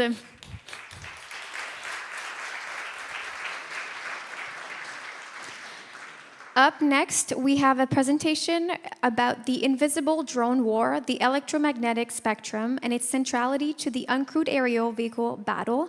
This is going to be presented by Dr. Thomas Withington, Associate Fellow at the Royal United Service Institute. Please welcome him to the stage. Thank you all very much, Elizabeth. Thank you very much for your chairing. Thank you very much for the invitation to be with you all today, to have a chat with you. I'm all that's separating you from your coffee break. So we will endeavor to make this as quick and as painless as possible. I will be focusing on some mathematics and physics today, but I do assure you that no equations have been harmed during the preparation of this presentation, and we'll try and keep all the maths and physics to a manageable minimum. I'm going to be talking about the invisible drone war, the electromagnetic spectrum, and its centrality to the uncrewed aerial vehicle battle. As Elizabeth mentioned in her intro, I'm a fellow at RUSI in London and also a fellow at the NATO Defence College in Rome. You see my email address there at the bottom of the slide. Please, if you do have any questions that you don't get the chance to ask today, you'd like some more information perhaps, please do feel free to get in touch. It's always good fun to keep the conversation going. Quick look at the agenda. Well, we'll be talking about just what is the electromagnetic spectrum and how does the military use the radio segment of the EMS. Thought I'd put some acronyms in. I know we've got some service personnel in the audience. I know you do love acronyms, so you won't be disappointed. We'll talk about what electronic warfare is. How do we define it? How is it central to the drone battle? And why do drones rely on the spectrum? And why is electronic warfare effective as a means of countering them? We'll look at some characteristics of the drone battle. Ukraine, obviously, is our most useful, largest, and dynamic laboratory regarding the drone battle at the moment, but many of these characteristics will be applicable to other operational theatres and also to future conflicts, for instance, any confrontation we may see with China. And hopefully some time for some questions and a conclusion. So just what is the electromagnetic spectrum? Well, it surrounds us, it's all around us, it's around us right now. We can't sense it as humans, apart from visible light. The rest of the spectrum, we have no real means of discerning it, of using any of our senses to record what is happening within it. The EMS is pretty old. We think it formed about a few microseconds after the Big Bang. And it's also about the same size as the universe. We use it all the time. You will have used it several times today just to get from your bed to your hotel breakfast. You will use it several times tomorrow when you go back to your respective homes. As we mentioned, it includes light, visible light, invisible light, ionizing radiation, not good stuff. Want to stay away from that if possible. And radio frequency energy, which sort of sits round about in the middle of the spectrum. And it covers a set of frequencies from around about 3 kilohertz up to 3 terahertz. Now, a hertz is an oscillation of a wave. A wave goes up and then it goes down into a trough. That is one oscillation. Each hertz is one oscillation. A 3 kilohertz signal does that oscillation 3,000 times a second, which sounds pretty quick, but there's frequencies that are even quicker than that, much quicker than that. And we use RF energy, radio waves, for many, many things. So here's just a few of them. Telecommunications, broadcasting, radar, remote control, medical applications, navigation. There is a host of uses. These are the ones perhaps most familiar to us all. A bit of a look at the spectrum there. As you see, the waves become more numerous the further up you go in the spectrum, and they get much wider the lower down you go. In fact, some radio waves, those, for instance, that are used to communicate with submarines, they have a gap between the peak and the trough that can be several miles long and even longer. So the militaries, much like we do, the militaries rely on the radio spectrum. And they rely on it for a number of things. For radio communications, so tactical communications between soldiers on the battlefield, troops at the tactical edge, operational level communications, back up to their headquarters, back up echelon and beyond, and strategic radio communications. For instance, governments keeping in touch with embassies, communicating with each other, that kind of thing. And that's typically a frequency spread from about 3 kilohertz up to 6 gigahertz. And then we've got satellite communications. That's something we all use as well in our daily lives. A big chunk of the radio spectrum is used for satellite communications. And satellite navigation, we call it GPS. Geeks like me refer to it as GNSS, Global Navigation Satellite Systems. And there's several systems that are out there. GPS is the US one, the most famous. We've got Galileo in Europe. We've got Baidu in China. And we've got GLONASS in Russia. And then we also use the radio spectrum. Militaries use it as well for radar. So surveillance, fire control radar, that kind of thing. Detect a target, see where it is, identify the target, see what it's doing, where it's going, how fast it's traveling at, that kind of thing. So militaries need the spectrum for navigation, for command and control, and for intelligence, surveillance, and reconnaissance. Why are there so many frequencies? Because no frequency is perfect. It's good that there isn't a perfect frequency, because if there was, everyone would want to use it for everything, which means effectively nobody would be able to use it. So every frequency has its benefits. Generally speaking, in the radio world, the higher the frequency, the more waves, the more oscillations you get per second, which means the more data you can send per second, and the more precise your signal can be, but that is done at the cost of range. So you get more bandwidth, and you get more sharpness as you go up in frequency, but you lose out on range. So everything is always a compromise. And it is a compromise ultimately between range, waveband, and precision. Now, electronic warfare, a favorite subject of mine. We've got some definitions here. I've taken these from the US Dictionary of Military Terms. Military action involving the use of the electromagnetic and directed energy to control the electromagnetic spectrum or to attack the enemy. And electronic warfare as a mission set includes 3 submissions. Electronic attack, so that's the engagement of hostile radio frequency dependent systems. Now those RF dependent systems can include drones, which we will come on to in a moment, and they can include individual radios, individual radars, that kind of thing. But it can also include weapon systems that depend on a radar, depend on a radio in some shape or form, this kind of thing. And as you can immediately start to see, that includes a huge target set. Many, many things rely on the spectrum. When you're doing electronic protection, you're trying to protect your own RF-dependent systems against the electronic attacks of your adversary. And electronic support is all of the measures that you're taking to perform electronic attack and electronic protection. Electronic support principally revolves around the collection and interpretation and dissemination of signals intelligence. Communication signals, so radio signals primarily, and non-communications radio signals, radar, navigation signals. So why do we do it? Why do we do electronic warfare? Well, we do it because we like doing electromagnetic maneuver. We've been talking about the maneuver space this morning. Michael's presentation talked about land forces maneuver, for example, and as we know, militaries maneuver in a host of domains, in the air, on the high seas, on land, in space increasingly, but they also maneuver within the electromagnetic spectrum. They work to achieve a position of advantage in the spectrum relative to that of their adversary. And the reason they're doing this is to achieve electromagnetic superiority and supremacy, E2S as it's known.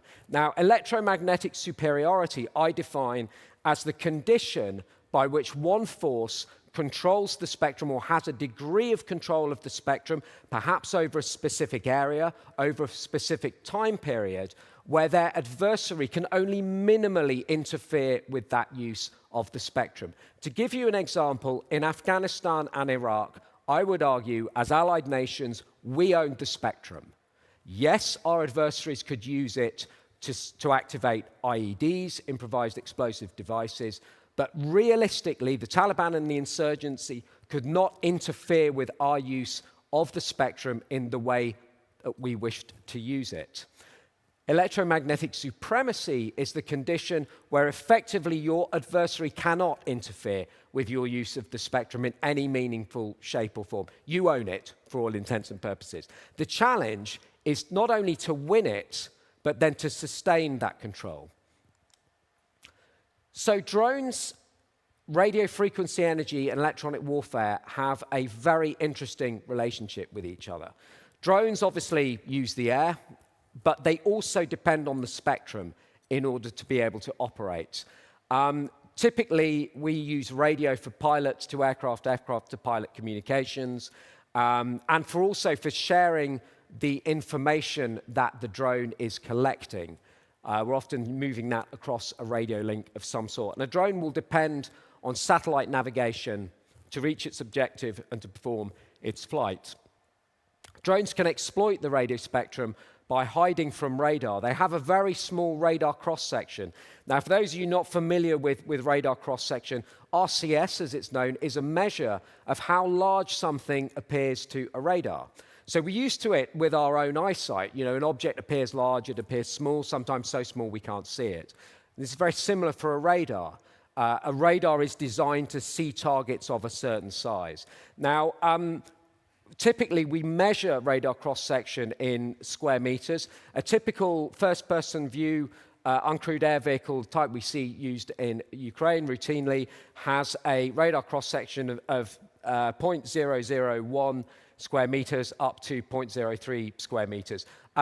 Radar engineers like measuring things in decibels. We're all familiar with decibels being used to measure sound, for example, but it's pretty similar. It's a measure of amplification of signal strength. How loud, how clear is something? How clear is that signal to us? So their radar cross-section is very small, minus 14 decibels per square meter down to minus 21. To put things in perspective, I realize it's a much, much bigger aircraft compared to a very small FPV drone.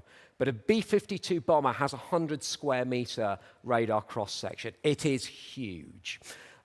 So it's very useful for drones to be that small because they can hide in the clutter of what a radar will see. Now, a lot of radars are designed not to see certain things. Birds, for example. If you're a Patriot missile battery, you probably don't really need to see birds unless you've really got something against birds in a big way and you want to launch a couple of missiles at them. That is a good way of wasting money. So you don't really need to see a target like that. So your radar is calibrated to ignore it. But the problem is that's where the FPV drone can hide. It hides within that noise that the radar is discounting. So this dependence that drones have on the spectrum does create some exploitable vulnerabilities. So looking back at our 3 missions, electronic support, electronic attack, electronic protection. So electronic support, we can actually detect drones, first of all, by doing something called micro Doppler processing. I won't get into the physics of that. If you're interested or you need an insomnia cure, contact me during the break and I can take you through that. But what it is, it's a means of detecting the tiny radar, sort of change of radar frequency caused by a drone's spinning rotor blades. And that's now being used routinely on many different types of radar. You can detect drones by their radio signal, connecting the drone to the pilot. You can often identify the drone using those signal parameters. For example, different drones will have different communications protocols or methods they use to move their radio signal between the aircraft and the pilot. By detecting that, you can sometimes identify with reasonable certainty what the drone might be. And you can also locate where the drone and the pilot may be by detecting a bearing to the radio signal. So where's the radio signal coming from? So you draw a line of bearing to that. If you've got 2 antennas, you draw another line, and where that point crosses, where they triangulate, that's probably where your drone is and probably where your pilot is. And if you want to, you can either try and then shoot down the drone, or you could try hitting the pilot with artillery, for example. You can jam a drone. You can jam that radio signal connecting the pilot to the aircraft. Some drones have an inbuilt safety mechanism by which if they lose their signal, their control signal, they either land in situ or they go back to their point of origin. Also, you can spoof that radio channel. You can put false information into the radio channel, get the drone to go somewhere else, or get the drone to come to you, even better. Or you could do a cyber attack, which would do a similar thing. Many drones depend on a digital signal, a digitized signal in some shape or form. And you can also use a jamming signal to deny the satellite navigation, again, having a similar effect, causing the drone to land. And increasingly, we've heard, for instance, about fiber optic drones. Now, when fiber optic drones came out in Ukraine, everybody, me included, threw our hands in the air. We go, oh my goodness, what are we going to do? It's a cable. For EW people, this is completely anathema. We're used to things going through the air. And the talk was, well, that's done for EW with drones. Everything will be fiber optic now, and we're all going to be out of a job. Well, not necessarily the case, because microwave weapons are now being talked of as a solution, for example, against those fiber optic drones. They would basically fry the electronics in the drone, cause it to crash.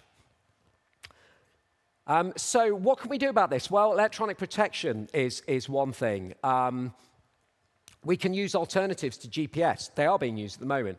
We can use things like inertial navigation systems, gyroscope-based kit that will enable you to determine where you're going, how fast you're going, enable you to navigate effectively without needing necessarily an external input of some sort. But they're expensive. They can be quite large. They're not always a cost-effective option for a very small, attritable drone at the end of the day. We can use an alternative timing source. Now, the thing about GPS that you may or may not know is that the fundamentally important thing with GPS is it sends you a timing signal. So when your phone is looking up to the satellites in space, you need to say, I think, 3 or 4 of them at the same time, you get a timing signal. And what your phone does is it compares the timing signals from all the different satellites and does some mathematics and works out where you are. So the crucial thing is you need a timing source of some sort. So, for instance, there's a system called the long-range or LORAN, long-range navigation, actually formulated by the United States during the Second World War, was used for marine navigation, for air navigation, fell out of use when GPS started to come in. A lot of the infrastructure is now switched off. But people are looking at it again as an alternative. And the important thing is here to have a timing signal, and that's what LORAN would transmit. But it's underdeveloped. Artificial intelligence-assisted terrain recognition. Again, something we've seen in Ukraine. So using software to compare what the area a drone is flying over should look like compared to what the drone's actually seeing, and matching those or mismatching those, using that as a means of navigation. But again, it is sort of immature technology. Perhaps I'm being a little bit unfair saying that. It's developmental technology at the moment. And we can use radio signal alternatives, but again, there's some trade-offs here. So signal agility, well, you're limited by physics, ultimately. There's only so much bandwidth you can operate in, and that's because of your antenna size. So you can't simply go, oh, we'll go right out 40 gigahertz. We'll put an antenna that does 40 gigahertz on the drone. Well, it'll be a tiny antenna, which means you need a perfect alignment between the drone and the controller for that to work. Drones are moving around, you've got the wind, they don't stay as still as perhaps they should be, so you're always limited in some way with the frequencies you can use. You can do emissions control, that's very, very, very important. Don't emit, don't send a radio signal unless you absolutely have to, but full emission control with drones is possibly impossible. But what we are seeing is the use of the cell phone network to control drones, one of the things in Ukraine. So rather than just have a direct link from the pilot to the aircraft, instead what you do is you move your signal to the drone via a local cell phone network. So it's much harder to work out where the pilot is and to triangulate them because the signal's moving through a number of different conduits. And satellite systems like Starlink are also used to that end. And fiber optics, we talked about, vulnerable to microwave weapons. So a quick couple of bits and pieces before we round off. Well, as we mentioned, drones fight in 2 environments. They fight in the spectrum and they fight in the air. One thing we need to bear in mind is that all defensive and offensive innovations we make in the radio frequency space regarding drones will be temporary at best. Electronic warfare is a cat-and-mouse game. There's an advancement in one area which invariably brings a countermeasure in another. Once again, quite pleased that is the case. That keeps me in tea and cake. So for now, probably not a bad thing. But that technological change does move at breakneck speed, as we're seeing in Ukraine. So a drone must be able to maneuver successfully within the spectrum, no matter how congested or contested that spectrum is in a particular area. And what this means is militaries must win E2S, electromagnetic superiority and supremacy, if they are going to win the drone battle. And militaries must win the drone battle if they're going to win the war. Bernard Montgomery said, reflecting on the Second World War, that if we lose the battle in the air, we lose the war and we lose it quickly. I would argue now, if we lose the battle in the spectrum, we lose the war and we lose it quickly. We won't win a battle or win a war solely by achieving E2S, but we'll sure as hell lose one if we don't. So a concluding thought, decisive victory in the drone battle at the tactical, operational and strategic level is impossible without exploiting electromagnetic maneuver to win and sustain electromagnetic superiority and supremacy. I'm aware I've prattled on probably for a bit too long. I'll leave it there. Thank you very much for your attention, and I welcome any questions.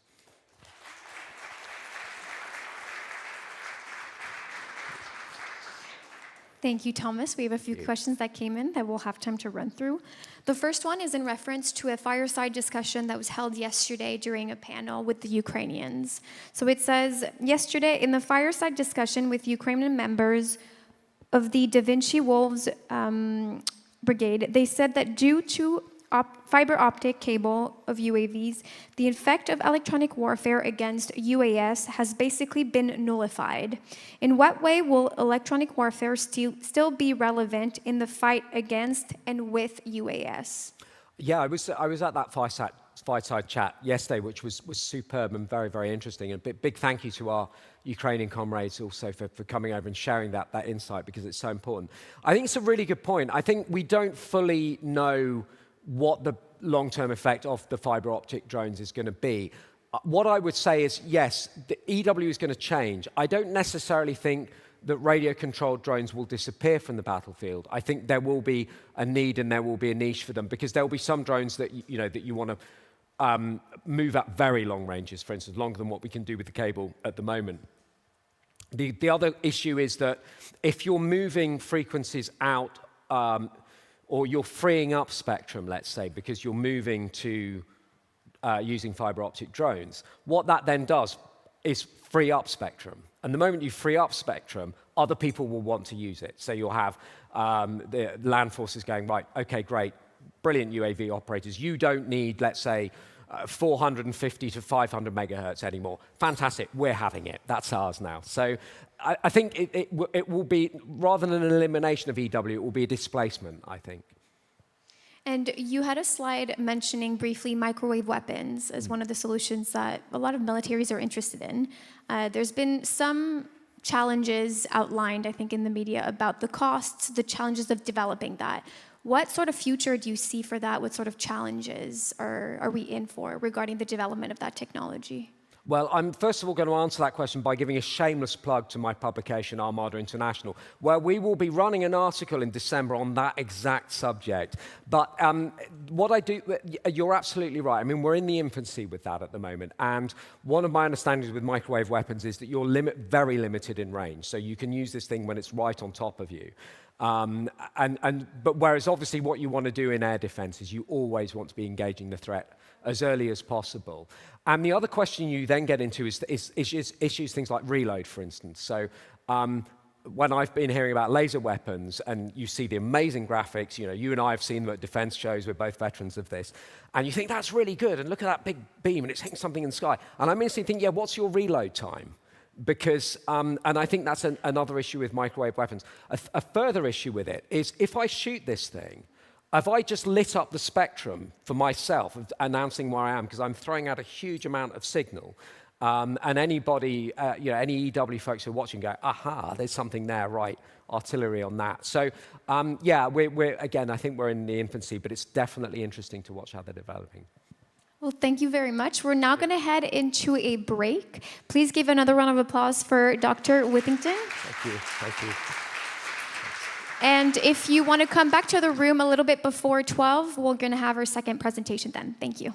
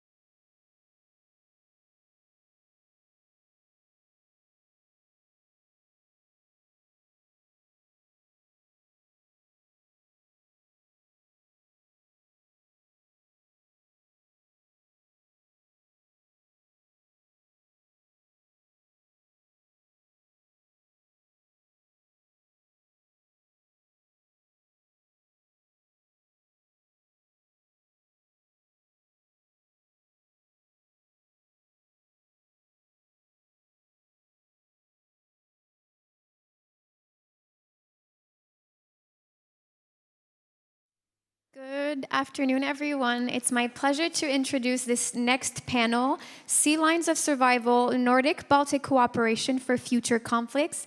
Please welcome to the stage Rear Admiral Giedrius Premenikas, Chief Defensive Staff for the Lithuanian Armed Forces, Stylianos Tsimis, Maritime Hybrid Threats Senior Analyst at the European Center for Excellence for Countering Hybrid Threats, Marte Ziolkowski, Advisor, Security and Planning for the Department of Norwegian Ship Owners Association. And this will be moderated by Neringa Blaidaite, lecturer at the Institute of International Relations and Political Science at the Vilnius University. Please welcome them to the stage. Take it away.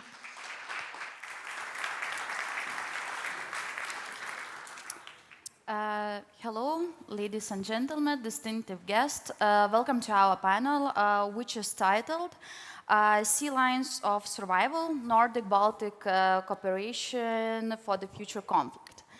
As we discussed yesterday, Russia's war in Ukraine demonstrated that in modern war, supply lines or supply chains defines and decides who can defend themselves, who can support the allies, and who can survive.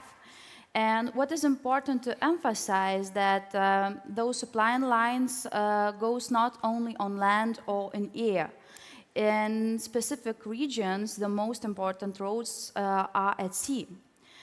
And as in our case, Nordic-Baltic, at some point, Baltic Sea can be seen as lifeline or artery for our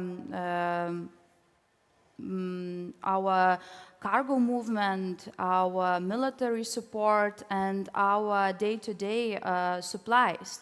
And what is also important that our Baltic Sea bottom is quite a network for energy pipelines and communication cables.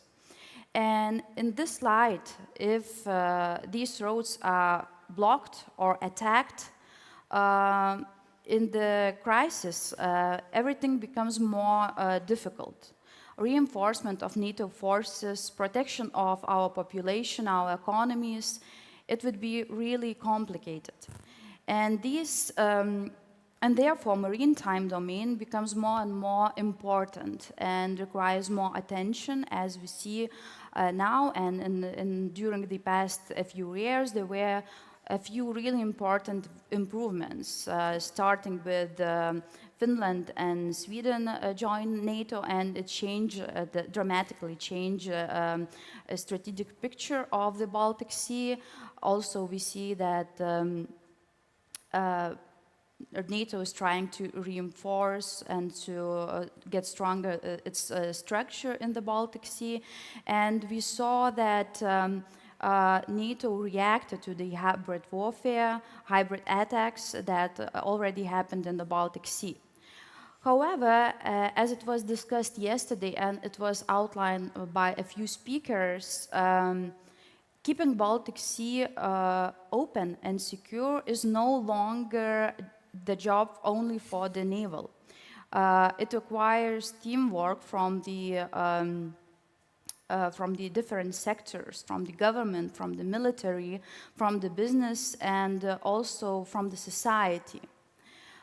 Shared awareness of the threats, capable systems, strong ports, and fast reaction to any incidents. Doesn't matter it is open attack or hidden hybrid warfare is necessary. And in this slide, in this context, our discussion is very relevant, and therefore we managed to get together speakers from the 3 different fields, from military command, hybrid warfare analysis, and also from the shipping industry, shipping. And so with that said, let us begin a panel discussion. And the first question is for Rear Admiral. From the military perspective, what do you see as the key vulnerability in the Baltic Sea that could be exploited in the early stage of the conflict? And what would be the measures that could Nordic Baltic region could take to address it? Good afternoon, Excellencies, ambassadors, officers, distinguished guests, ladies, gentlemen. First of all, I'm very glad that on the second day of the conference we have topic about the maritime domain, maritime issues, and being quite distant from the Baltic Sea in the capital, 300 kilometers away, we should not forget about the importance of the Baltic Sea. Even the logo of this conference depicts Baltic Sea as a central point of the region. Talking about Baltic Sea, it's a very complex maritime domain. It's characterized by very shallow and confined waters, dense traffic, quite intensive net of different communications and means of underwater infrastructure, a lot of seaports. And what is important from military perspective, it's only connection domain that connects three Baltic states with the rest of NATO countries. Is another land connection less than 100 kilometer long Suwalki Gap, but we know that surrounded from one side by Belarus and from another side by Kaliningrad enclave. It's very vulnerable and quite difficult to use in high-intensity conflict. So the Baltic Sea remains only gate to the Baltic states to provide prosperity of the state, to sustain the military forces, to redeploy NATO forces in case of the conflict, and definitely what is the most vulnerable and important for NATO is to keep sea lines of communication open. Not a very easy task because Kaliningrad exclave accommodates a range of different A2AD means, anti-access aerial denial means, starting with S-400, S-300 systems, surface-to-air defense, then going with Iskander missiles, ballistic missiles, surface-to-surface, and range of systems designed to counter maritime targets like Bastion systems. Timely deploying of NATO maritime forces, working in accordance with defense plan, solving the problem of A2AD bubbles that creates Kaliningrad and St. Petersburg would permit to sustain the Baltic states in the military sense. So I believe we should look very precisely in that area. We should invest very much in recognized maritime picture. It will provide us a possibility to get information not only in wartime, but also prevent hybrid attacks and different character in peacetime.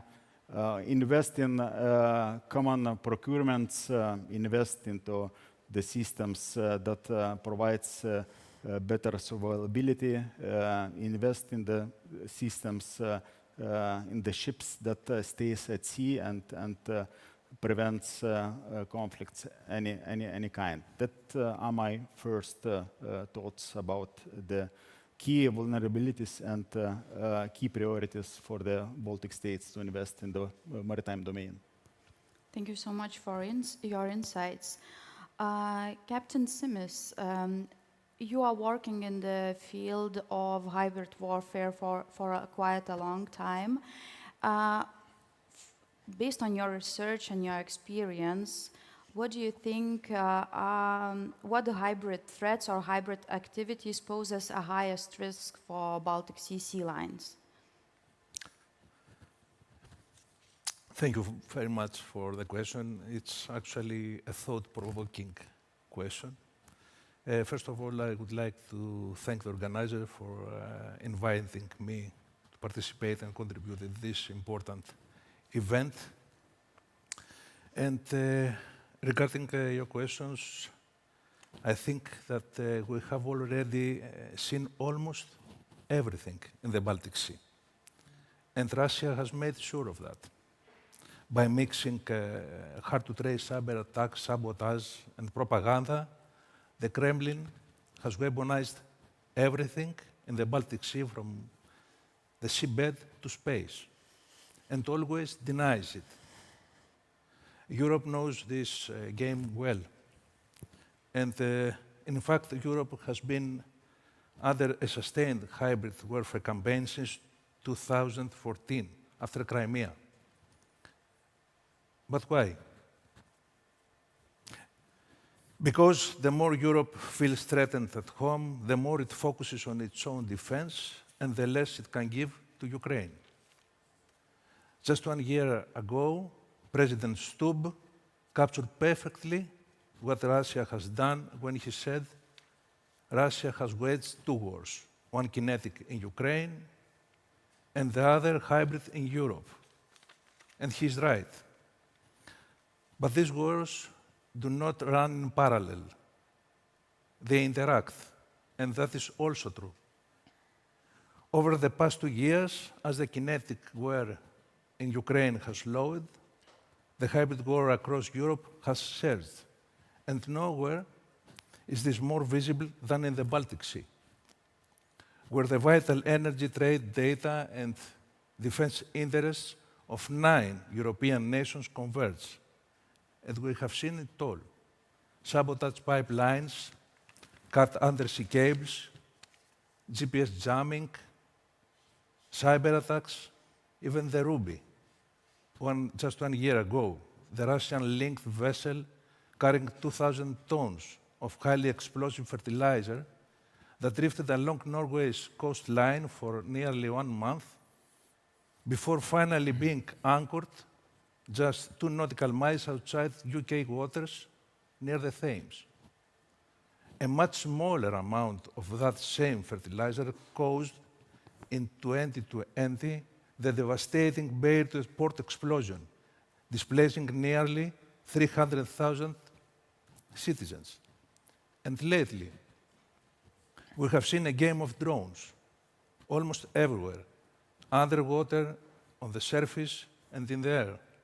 Just last month, drones, likely launched from Russian shadow fleet vessels, hovered over the airports of Copenhagen and Oslo, grounding hundreds of flights.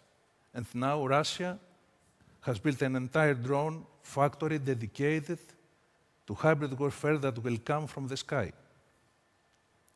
But there is something we haven't seen, at least not yet. And this is an orchestrated hybrid operation against several major Baltic Sea ports simultaneously. And we know what major disruption at ports can do.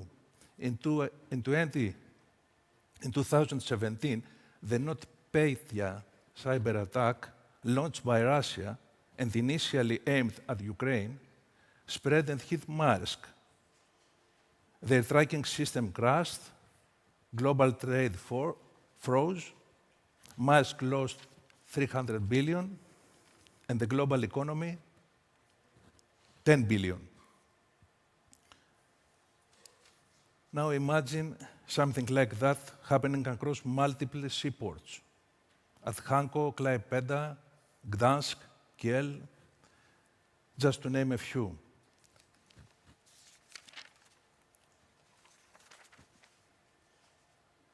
All orchestrated and all without clear warning. The possibility of having live fire military exercises just outside states' territorial waters, harassing or blocking port access, is a scenario. And here is the reason why I consider such a hybrid attack the greatest risk to Baltic Sea lines of communication. Do we have alternative logistics lines? Can roads, railways, air cargo, inland waterways absorb the shock? I do believe that if a few key ports were to shut down for a week, everything stops simultaneously. And Russia has shown it has the means. To put it simply, this alarming scenario remains largely untested, and the cascading effects are largely unquantified. The fact that 75% of European trade depends on ports, most of which are dual use, should be enough to make anyone realize the criticality of the issue. I think that your second question is about the challenge that we will have in dealing with. Yeah. Yeah, I think maybe you can stop to, Okay. to react since you outlined quite alarming scenarios and you also mentioned that the target can be anything. And going back to the shipping industry, you know that shipping industry plays a really important role assuring supply and movement of trades between the different countries, especially in the Baltic Sea region.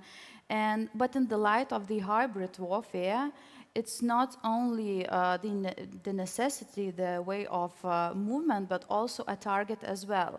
And from the shipping industry perspective, maybe you could comment a little bit how commercial maritime actors and naval force could cooperate more effectively to assure that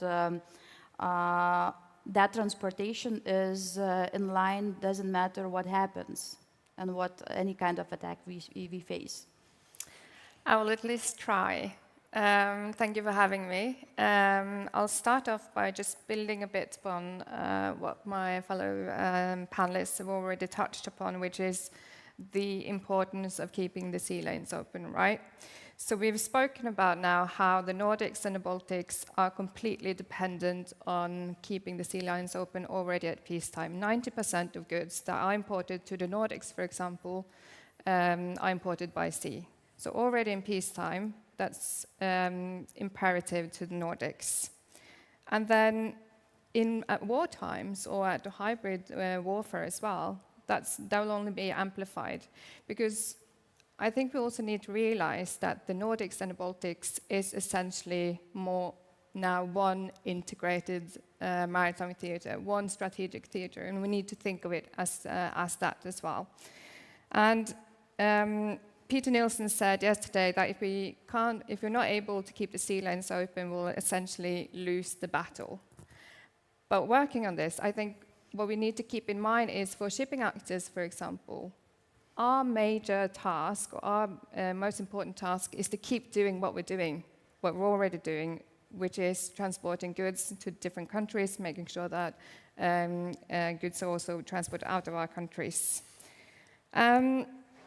However, we need to prepare in peacetime for what we will meet at war, and I think I want to use the Norwegian model as an example in terms of what the merchant fleet can do together with the Navy, because we have quite an interesting model in Norway, which is called Nortraship. I don't know if you guys know it already. It's essentially, it dates back all the way back to the Second World War, where the merchant fleet was used to transport goods under kind of the Norwegian flag. So it was more or less a state shipping company when the war broke out in Norway.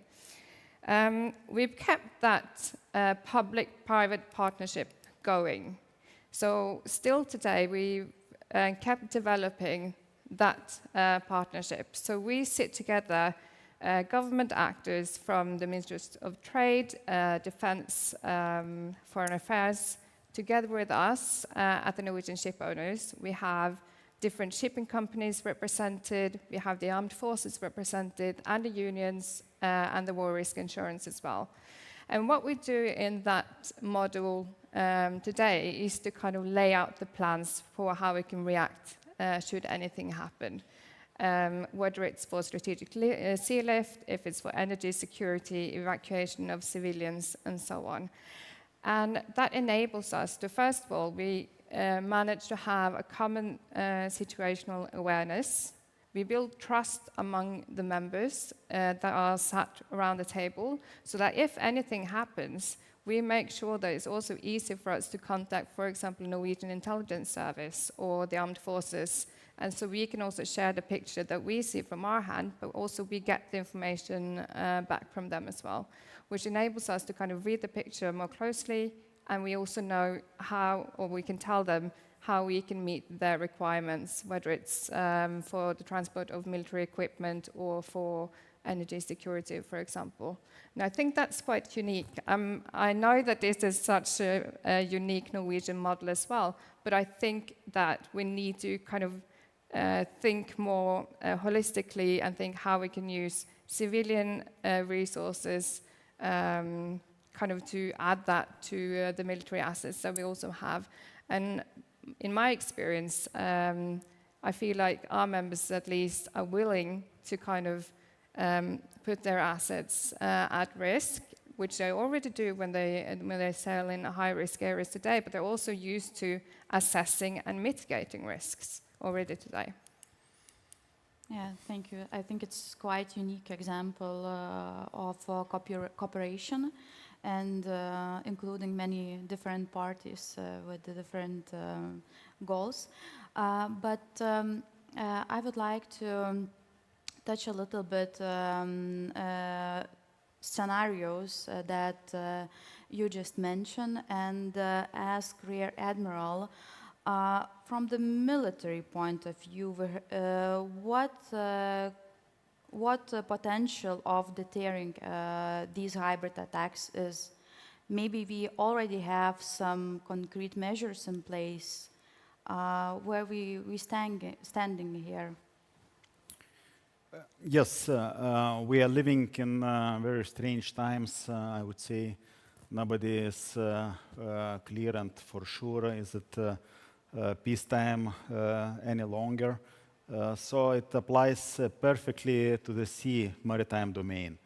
Baltic Sea became the area of different hybrid attacks, started a couple of years ago with cutting power cables, data cables, connecting Baltic states with the Scandinavian countries.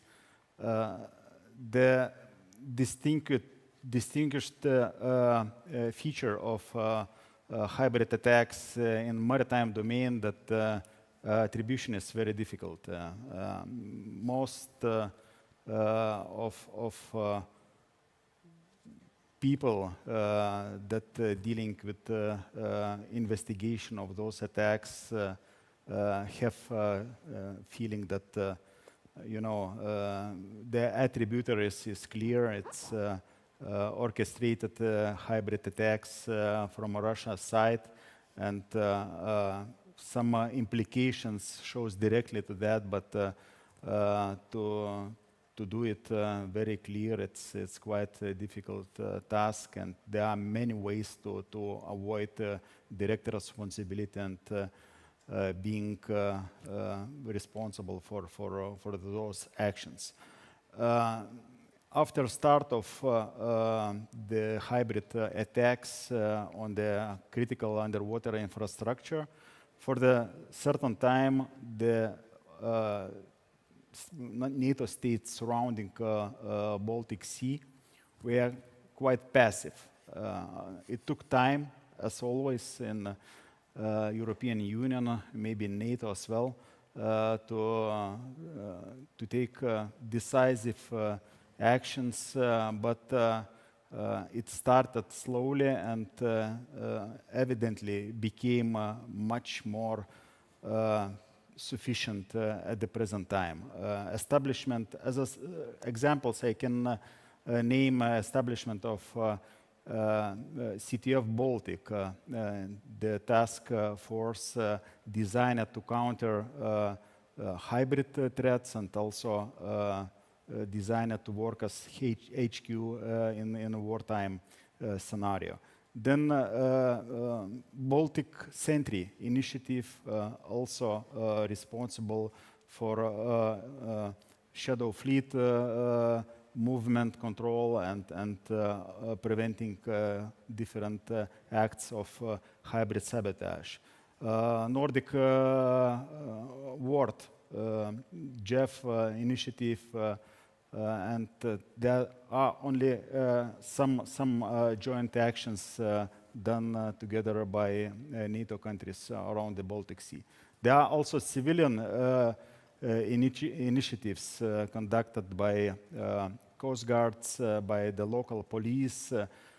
Most important that all those actions are very well synchronized, have maybe direct connectivity. The picture of the situation at sea can be exchanged at any time to put as much naval assets and other assets to sea as possible to maintain situational awareness. There are also lessons learned from Ukraine, for example, employing maritime drones, saving maybe working hours of people and saving personnel, saving material, and the experiments are in the initial stage right now, but Task Force X, for example, initiative by NATO, ACT NATO, are quite promising, and I would see it as a proper tool to reduce risk of hybrid attacks. So probably it's all from this side. Yep. Yeah, so from what we heard, that it's a number of measures that already been taken, but when it comes to the reaction to the hybrid attacks, there is always outlined that the quick reaction is really important. So, Captain Simis, maybe you could comment a little bit. What could be joint Nordic-Baltic measures from the early warning side reacting to the hybrid warfare that prevents any hybrid attack from escalating into the crisis? Thank you for the question. But before that, I would like to point out what is the main issue behind the hesitation that we have seen in states to react in this kind of threats. And the main issue, according to my understanding, is a crucial challenge that has to do with the legal tools that democratic states have for stopping hybrid attacks under the right of self-defense, according to Article 51 of UN Charter. We have seen that states suffered the consequences, but they hesitated to act because they lacked lawful avenues to respond to this kind of attacks. And hybrid attacks in the maritime domain combines three characteristics. They did not cross the threshold of use of force. Always they happened outside territorial waters, where states have limited law enforcement power, vessels enjoy freedom of navigation, and the flag state holds the exclusive jurisdiction. And as Rear Admiral mentioned, these attacks could not be attributed. Who was behind these attacks? Was it a state, a proxy, a non-state actor, or a combination of all? Who? So in all cases, states were left navigating a maze of legal jurisdictions, forcing them to think twice before responding. And this is the point with hybrid threats. If you overact, you look paranoid. If you do nothing, you look weak. If you respond tit for tat, you start a race to the bottom. In other words, this is how hybrid warfare works. It's about overwhelming decision-making and confidence, with no flags, no rules, no attribution, just disruption dilemmas. So I think that this is the main challenge that democratic states have to address. And the good news is that states can address this challenge. However, this depends on their political will, their commitment to robust enforcement, and their ability to strengthen international cooperation. So this is my approach to this. Okay. Thank you. So we heard that the cooperation is the main keyword. Addressing hybrid warfare doesn't matter from the military side or others. So, Madam Zalkowski, my next question is for you.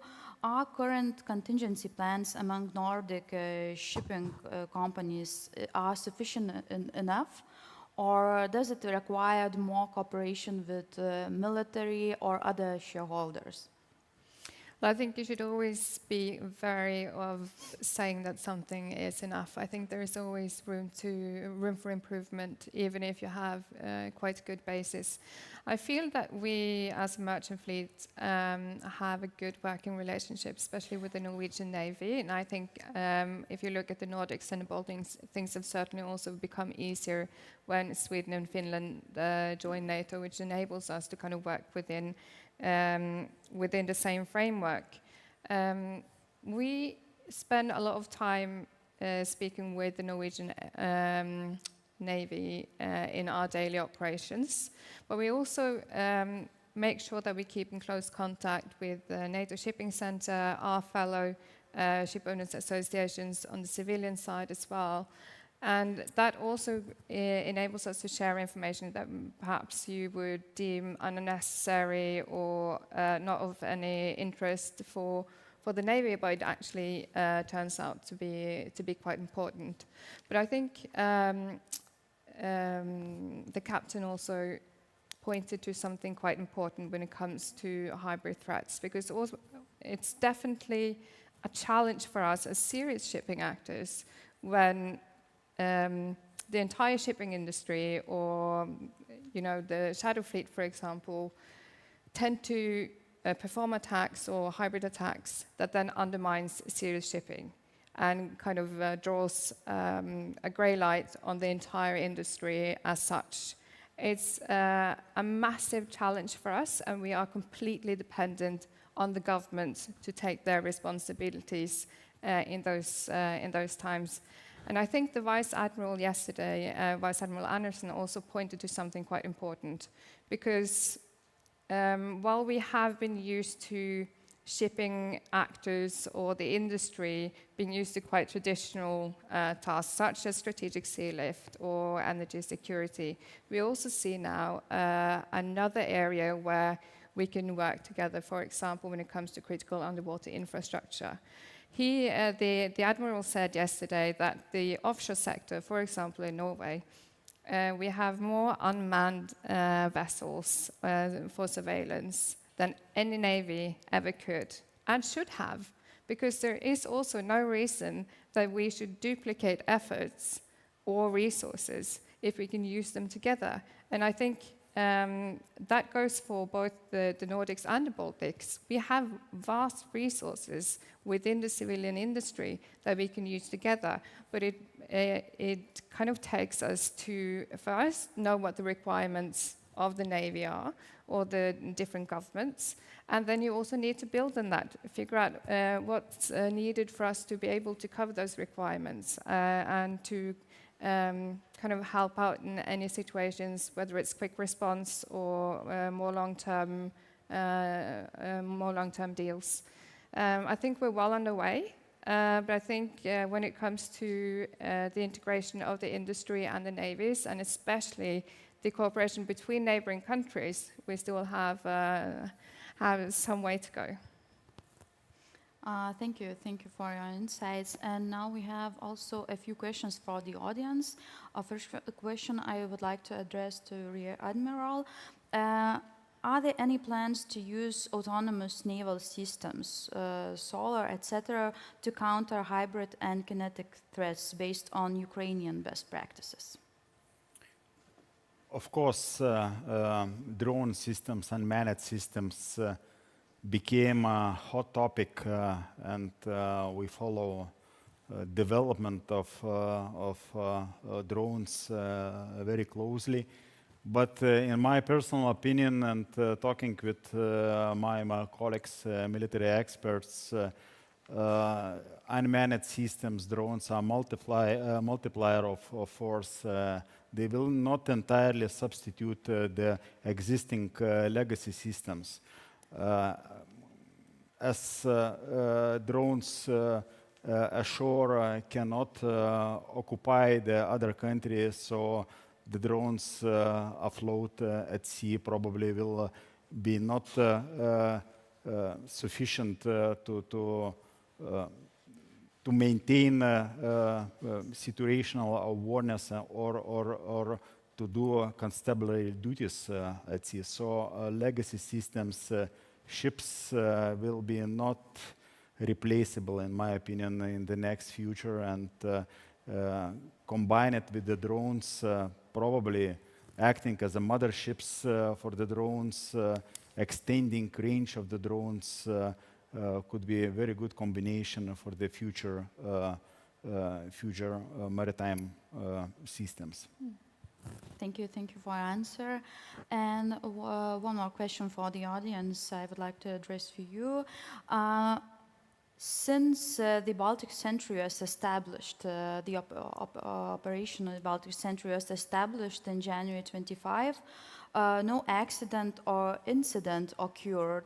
And the question is, how long do you think this initiative should last? Very briefly, forever. I can't see any reason why this initiative has to stop. As I mentioned in my initial statement, the Baltic Sea converges vital interests of 9 Nordic states, Baltic Sea states and Nordic states. So it's something that we can simply consider as arteries for the societies. So above all, the Baltic Century has to be there and protect the societies, and of course what can see behind the Baltic Century is that if we have more flags, is better. So this is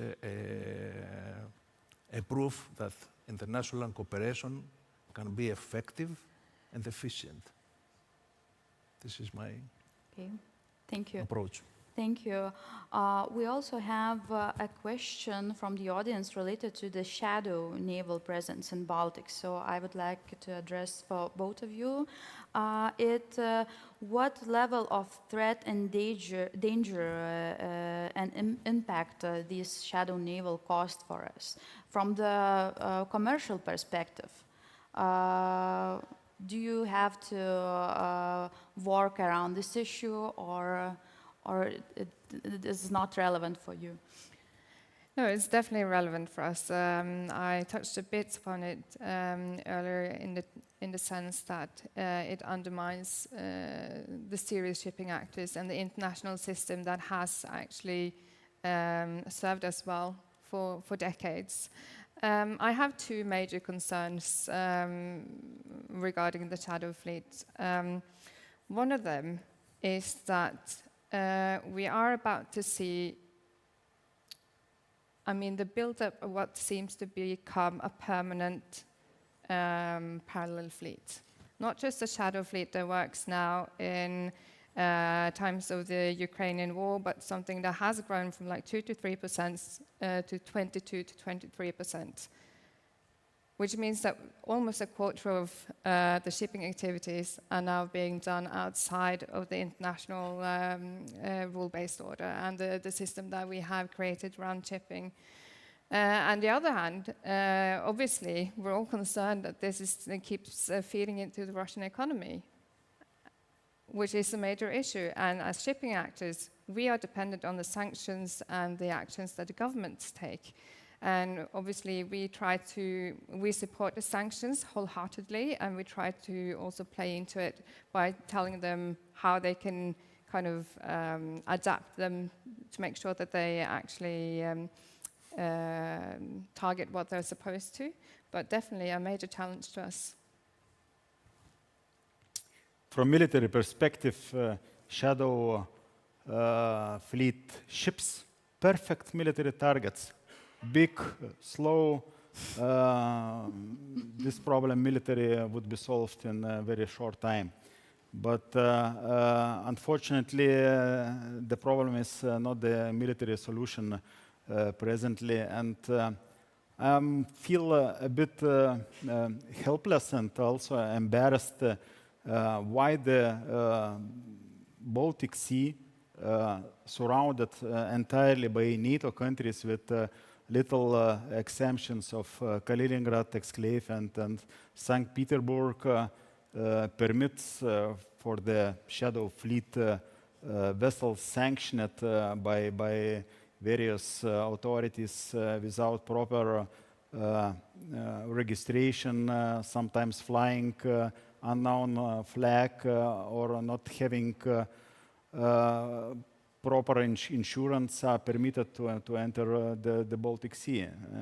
We have to ask ourselves this question, and we need to find the political consensus and to solve the problem that fuels Russia's war in Ukraine, providing over 60% of Russia's income and prolongs the war in these conditions for indefinite time.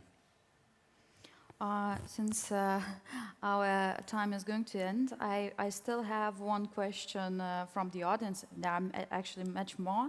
I hope that you will continue discussion afterwards. But the short one for the Rear Admiral, don't we need sea drones to complement the legacy systems? To have additional systems to our legacy system would be fine. Feel free to approach me. I will take as many drones as possible, especially for free or for very, very good price.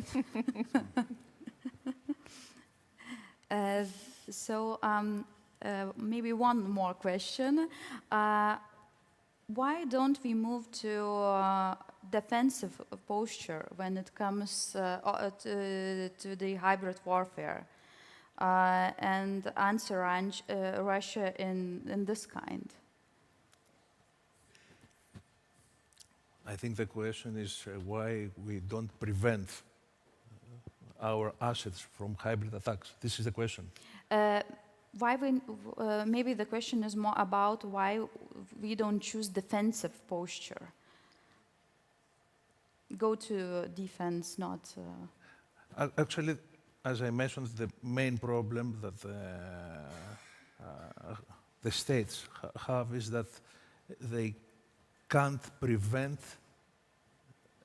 a hybrid attack for being happened. This is the issue. This is something that we have witnessed over and over. Always we follow the attacks, and after that we can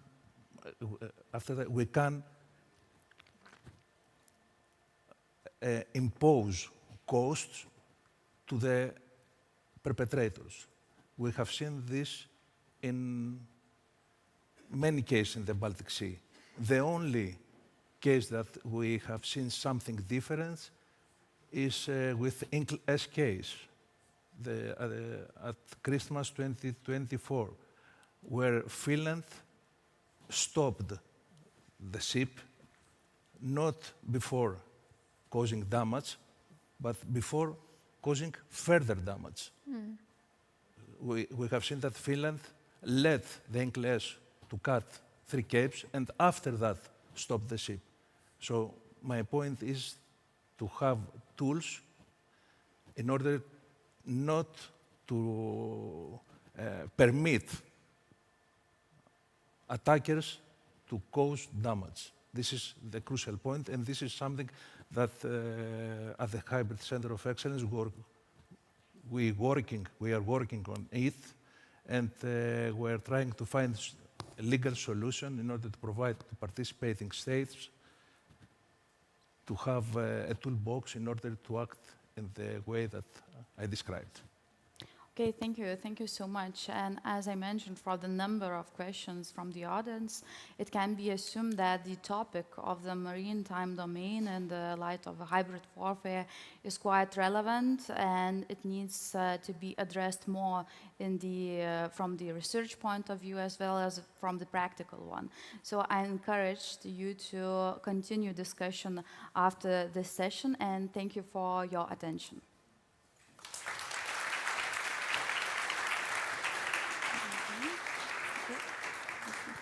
Thank you very much.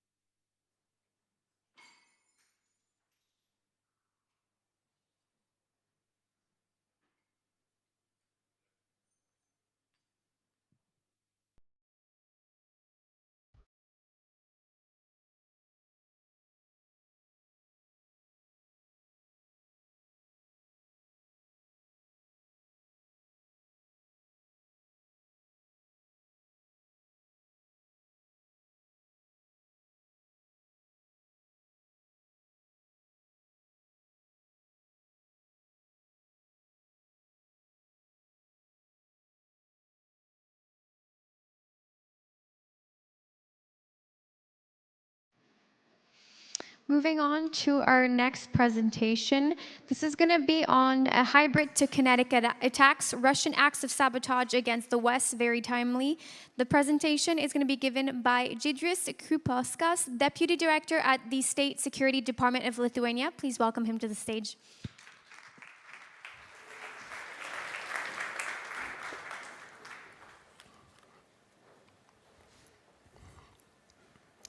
Ladies and gentlemen, distinguished guests and colleagues, it is actually a privilege to speak at Defending Baltics.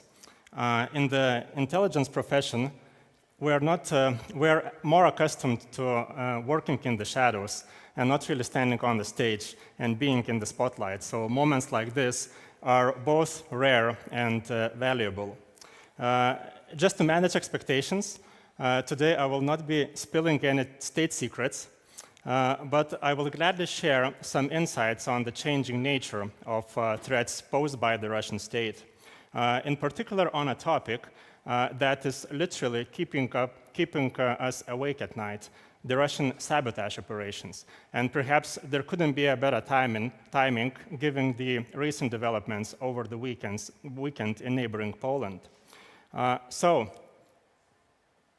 Since Russia's full-scale invasion in Ukraine, we have witnessed a clear shift in Russian behavior. What is unfolding is not simply a continuation of old tactics. It is a transformation in the nature, scale, scope, intensity and complexity of the Russian intelligence operations in Europe.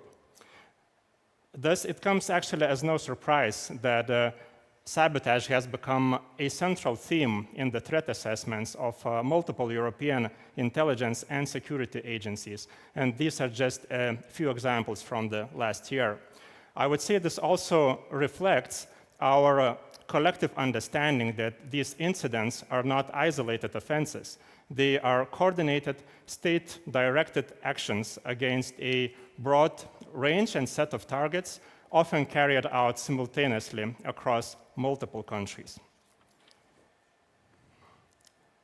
Nevertheless, this also raises a question: should everything that we're witnessing in Europe be treated and considered as part of the same campaign, or placed under the same increasingly overstretched label of hybrid?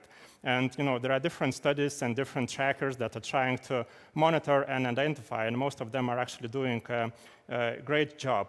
But from our professional vantage point of view, sabotage should not be understood as just another component of the hybrid playbook that Russia has employed over decades. Sure, disinformation, influence operations, cyber intrusions, they all remain enduring instruments of Moscow's toolkit, but sabotage stands apart in different ways. Unlike broader hybrid activities, which usually thrive on ambiguity, opportunism, and the rather diffuse networks of state-affiliated actors, sabotage is really mission-centric. It is planned against very precise and clearly defined targets, and is designed to produce measurable effects and results, to have an impact. And usually it is very direct, tangible, physical damage against targeted individuals, facilities, or critical infrastructure. It differs in intent, tasking and command structure, and the capabilities involved. These operations are politically mandated, they are authorized at the highest levels, and they are executed with dedicated capabilities of the Russian services. So why does Russia undertake these operations? They stem from the Russian leadership's worldview that the current confrontation with the West exists in what they perceive as the gray zone between war and peace. Within this mindset, sabotage is considered as really a legitimate instrument, a wartime tool deployed against the peacetime societies in Europe. And under these very specific conditions, sabotage actually serves several functions. One of them is that we can consider or think of it, or I like to think of it, as a form of horizontal escalation that is aimed at eroding European stability and security, to kind of get under the skin that it's affecting us directly, to undermine the public support with Ukraine, albeit obviously with a very limited effect, and also to impose various costs on us, all while staying below the threshold of NATO's Article 5. That's also very important in terms of controlling the escalation ladder. It is also a reciprocal retaliation, signaling that Moscow can impose pain and cost on Western supporters in return for Ukraine's growing ability to mount operations inside Russia. It also reflects Russia's operational adjustment and shift from intelligence collection, kind of classical intelligence collection, to subversive action. As mass expulsions of Russian operatives have really constrained their traditional networks and operations, the Russian intelligence has turned to alternative lines of effort, including sabotage, to make an impact, to stretch our resources, and also to test our responses. So how are these operations being carried out? We assess with high confidence that they are orchestrated by the Russian intelligence, namely, in most of the cases, the GRU, but they are executed through a multi-layered proxy system cultivated across Europe. So a typical structure or a typical scheme would involve like a proper Russian intelligence officer or an agent in Russia, then intermediaries, coordinators, and facilitators residing in Europe, and then expendable executors or perpetrators on the ground.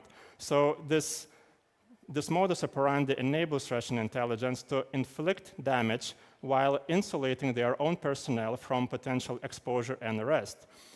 This also marks a shift from the earlier operations, such as the Skripal poisoning or the Czech Arms Depot explosion, where their officers were directly engaged, indirectly involved. The recruited individuals, they come from a variety of backgrounds, and they are of different nationalities, but they often share some common trait, like their access to the Schengen area is a prerequisite for operational activity. A lot of them have criminal track record or criminal history, financial desperation, ideological grievances, and some personal vulnerabilities usually forms a mix of people that they are looking for. Many of them have no formal training or no specialized skills, and really may have a very limited understanding of like the broader mission, the broader operation, and their implications. And from Moscow's perspective, these individuals are really disposable assets. Recruitment and tasking is mostly conducted remotely, with Telegram being the primary platform for that. And some proxies carry out only 1 or 2 assignments before actually being detected. Others never receive the payments or any other support that they were promised initially. And also this reliance on untrained ad hoc selected individuals and assets also increases the risk for mistakes and miscalculations and unintended consequences along the way. Despite differences in their success rate and the real impact, Russian sabotage activities and operations have not only persisted, they have also evolved. Russian intelligence retains the capability to adapt, and from multiple cases that we have investigated here in Lithuania over the past couple of years, we have observed changes in their requirements for targeting, recruitment, and also the tradecraft that they're using. Those early stage acts, like vandalism of historical monuments, have escalated into more lethal and sophisticated operations carried out with higher risk tolerance and also diminished concern for collateral damage, as demonstrated by the parcels case, of which I'm sure you are aware. And it looks like they are back in the parcels business, as recently demonstrated by another plot that was disrupted by Polish and Romanian authorities. Also, operations targeting opponents of the regime, the so-called traitors, or those who are directly supporting Ukrainian cause, is and will remain a particular concern. Now, a bit on a more positive side, this rising operational tempo for sure strains the intelligence services, the law enforcement, and the prosecutors. Yet, despite the scale of the challenge, I would say that collectively we have achieved some success in detecting, disrupting, and attributing these operations. And across Europe, dozens of perpetrators have been apprehended and brought to justice. And also today, our general prosecutors made an announcement that on the parcel scales, there are 16 suspects, 9 of them were already arrested. So each disruption matters. Each prosecution also sends a clear message that participation actually carries real consequences. And accountability is not only about justice, it is also one of our strongest tools for deterrence. Obviously, deterrence here will not be enough. So the more effectively we share intelligence, the more effectively we coordinate our responses, the better we are positioned to prevent those attacks and to leave less room for Moscow to operate from the shadows. And in that effort, it is my belief that our shared resolve is our greatest strength. With that, I conclude my presentation, pending any questions, and thank you for listening.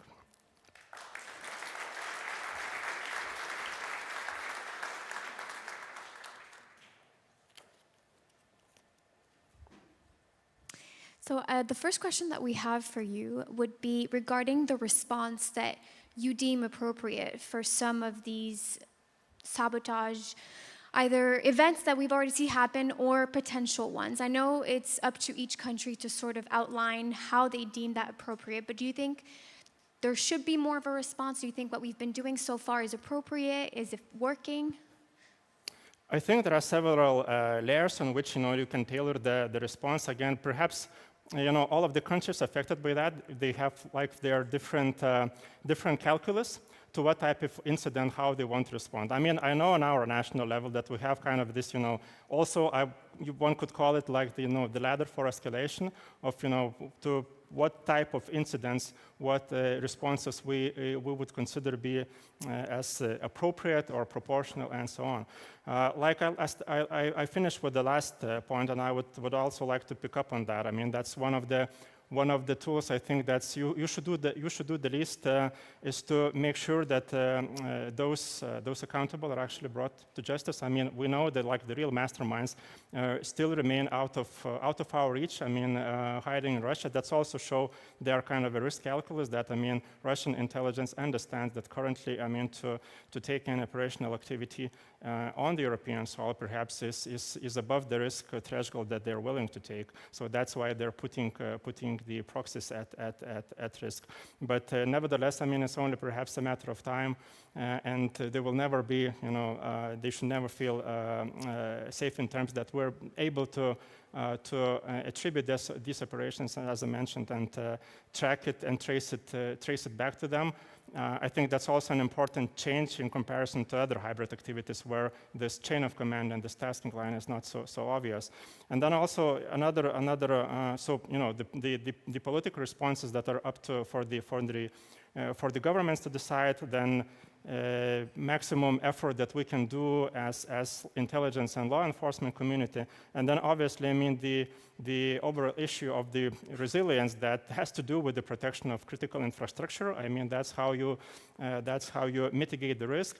And also we did, for instance, on our side, try to increase the awareness of the society by especially within the specific audiences and target groups that we assessed and consider they might be approaching, is to increase the vigilance, increase the level of awareness among the society, especially in those more vulnerable and exposed social strata. This question is a bit along the line of the last one, but it says, why don't we move outside of a purely defensive approach when it comes to dealing with hybrid warfare and answer in the same type of way that Russia does? So it says Russians in kind. For example, there would be some nice targets for our own hybrid operations. What would you say? I'm a bit restrained as an intelligence officer to comment on the policy options. I know they're there. I know, I think what's changed, like the political discussion. So again, we're there to provide the threat picture.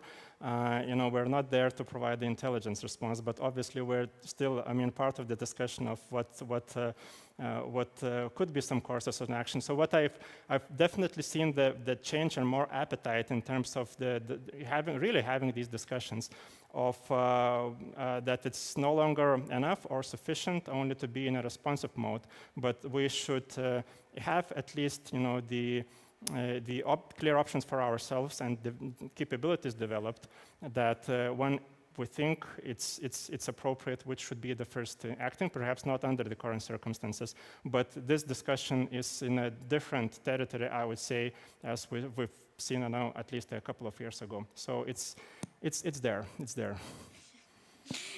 And this one says, is there a threshold when the hybrid attacks could be considered requiring a kinetic response? Is it possible to prevent reaching this threshold? As for reaching, so obviously, we're doing our utmost, again, collectively in the intelligence community, in the law enforcement community. Most of those investigations and even the preventive measures, they really have this international character. So it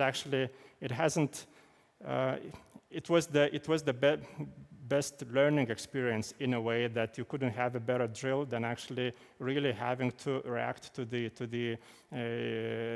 sabotage plots and try to disrupt that. So this was perhaps one element that has already changed the dynamics in terms of the responses that we are considering. In terms of when we could consider this threshold crossed, perhaps everybody, as I mentioned, with the collateral damage, I think everybody is the game changer perhaps would be when this collateral damage includes the loss of human life. So far, this has been avoided, but in terms of the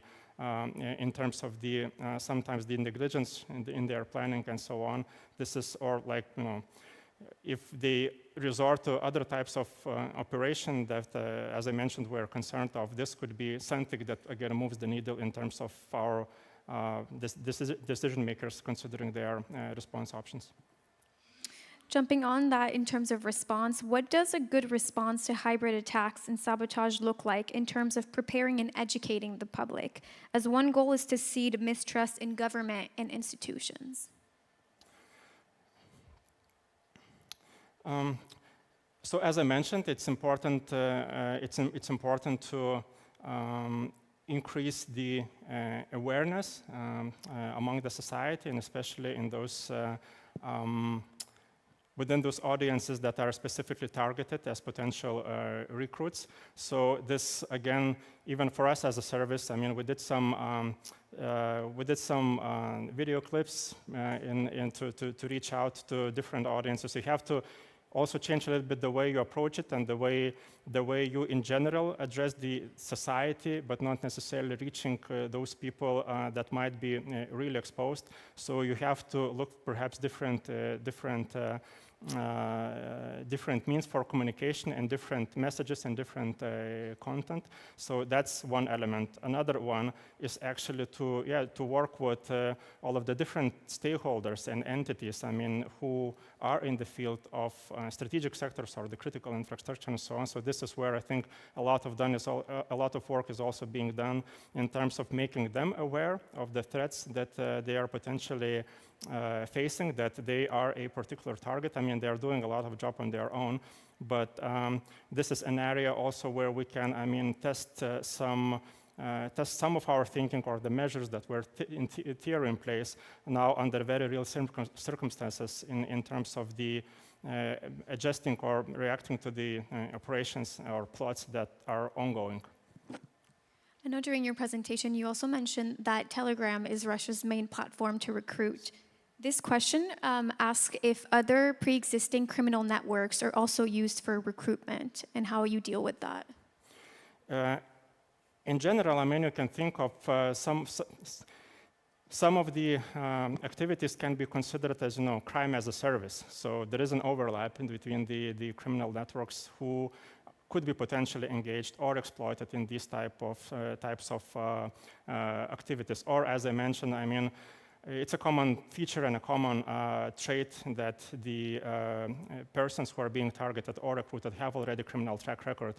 And you have to understand or take it as that most of those actions that they're being asked to perform or conduct, they are sometimes start from like petty crime, like criminal offenses that you have to be okay already with doing that. I mean, even though you don't understand like that, this is the tasking coming actually from the GRU, on your side, you still have to understand that, I mean, what you're being asked is to do a crime, so you have to be okay with it morally. You have to, perhaps you've done that before, so it's acceptable to you. It might not look like something really damaging. So this is for some easier tasks, I mean, but in general, in terms of especially people on the different levels in the chain of command, there is more exposure to the criminal networks or the overlap with the criminal networks. As I mentioned, you can think of it as crime as a service. And the other rough regimes are also doing the same. This one asks, could you simply not ban Telegram?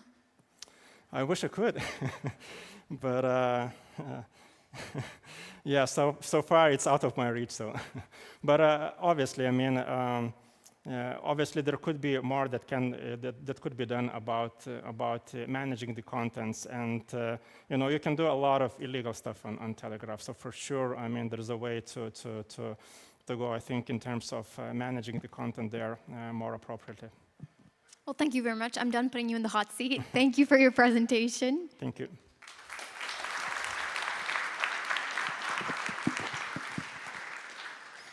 Moving to the next presentation, which will be our last one of the day. It's on defense in the age of standoff warfare, underscoring and countering Russia's deep strike threat. The presentation is going to be given by Fabian Hinz, who is a research fellow for defense at the IISS. Please welcome him to the stage.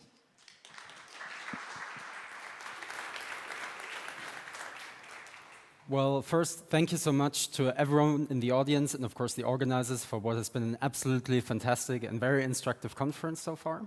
From my side, I today want to talk a little bit about something that has already been alluded to several times because it's a very pressing issue, and that is the Russian deep strike threat and its evolving nature and what Europe can do to defend against it. And I want to start by showing you how this threat already looks in action. So, 1 second.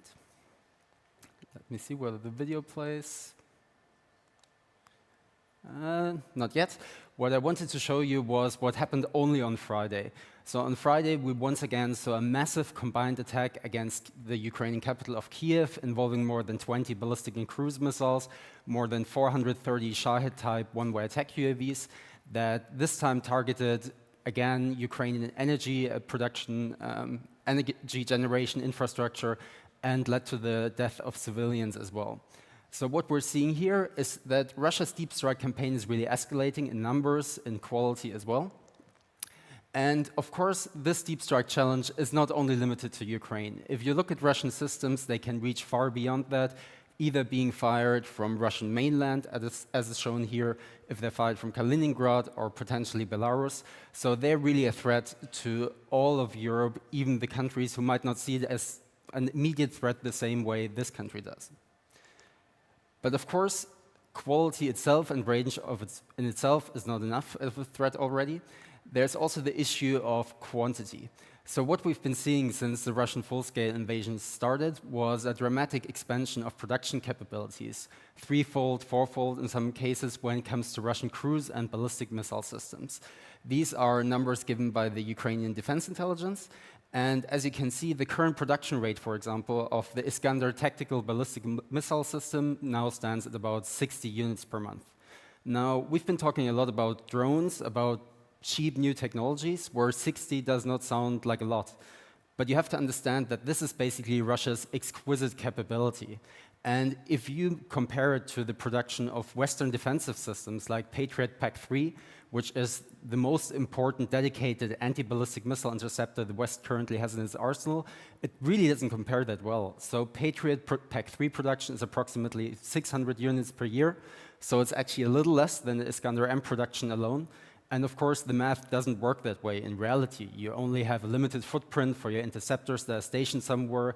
You have competing regions that all require missile defense capabilities. So it's a major challenge. But another challenge, apart from this, for example, I can also show you. This is one of Russia's solid propellant motor production sites, Kamiensk-Shahtinsky. And what you can see here quite clearly, this is something we're tracking very closely with the Institute, is just the production of facilities. So that gives you an idea that Russia not only has increased production capability, but also plans to increase it even further. It's actually quite extraordinary if you look at these sites, because many of them were built during Soviet times. They basically stayed the same until 2022, or they actually became derelict in some parts, and you couldn't see a lot of expansion or modernization.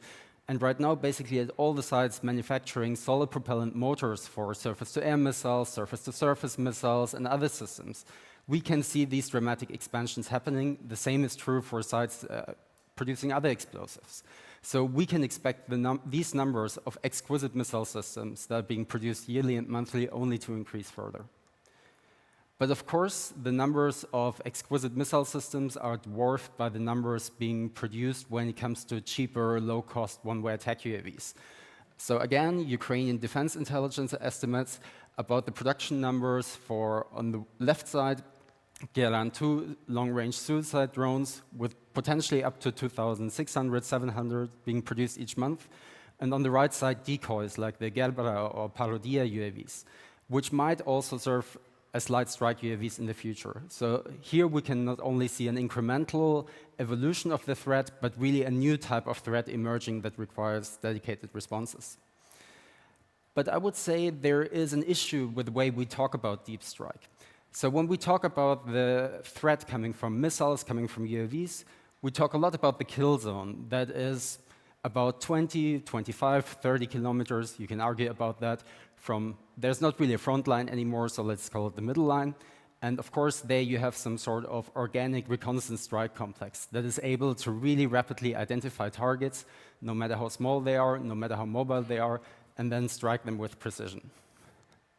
And then we talk about deep strike, which is from, let's say, 500 kilometers, the range of an Iskander ballistic missile, to about 2,000 kilometers, 2,500, with some of Russia's longer-range cruise missiles.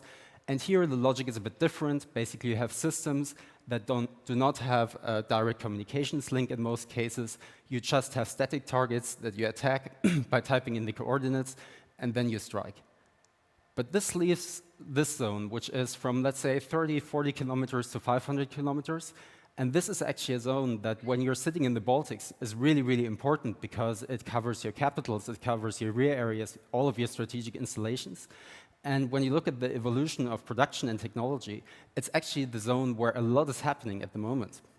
So what exactly is happening there? Let's see whether the video is playing. Once again, the video doesn't seem to work. But anyway, what I wanted to show you, and you can look it up online quite easily, is a Russian Iskander ballistic missile strike against a Ukrainian training facility. So what you can already see is that the video was taken from a UAV. So it's not like an Iskander missile strike against Kiev, let's say, where you only have footage from the ground, where the Russians put in the coordinates into the targeting system. Here they had a live video feed witnessing and cueing the attack. And of course, that changes things quite a bit. Suddenly, you can use these ballistic missiles as very reactive effectors to target time-sensitive targeting. So basically, the Russians can combine these very, very cheap, and they're getting cheaper, ISR UAVs as stand-in ISR assets with ballistic missiles to do very, very effective dynamic targeting. And it's becoming a big issue for the Ukrainian armed forces right now.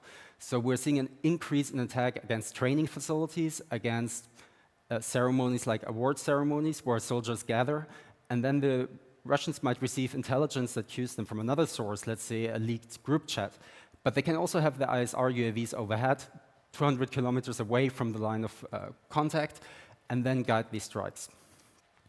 That's one part of the story. But there's also what I would like to call the not-so-deep strike challenge. What you can see here is a Russian Molniya one-way attack UAV. And it basically has a range of 30 to 40 kilometers, so much more than regular FPVs. But it's a fixed-wing asset. So basically, it operates in almost the same range category, maybe a little less than Lancet, but it's substantially cheaper. So these systems can be built for under $1,000. They use lots of the same components as FPV drones. And basically, it allows Russia to carry much more mass into this sometimes called middle strike range band. And this is still an electrically powered system, but you can also increasingly observe piston engine systems with ranges of, let's say, up to 200 kilometers. You now have loitering versions of the Shahed or Geran one-way attack UAV. And these systems bring a totally new type of mass to targets that are, let's say, 30, 40, 50, 100 kilometers behind the front line. Second. So this is a quite interesting video that you can also easily look up online. And it was intercepted by Ukrainian soldiers, intercepting the video feed of a Russian BM-35 one-way attack UAV. It's basically what sometimes people now call a fixed-wing FPV drone using a piston engine. It has substantial range. And what the Russians did here was that they used the system to strike Sumy. If you look at Vilnius from a map and you measure the distance to the border with Belarus, it's basically the same distance that separates Sumy from the Russian border.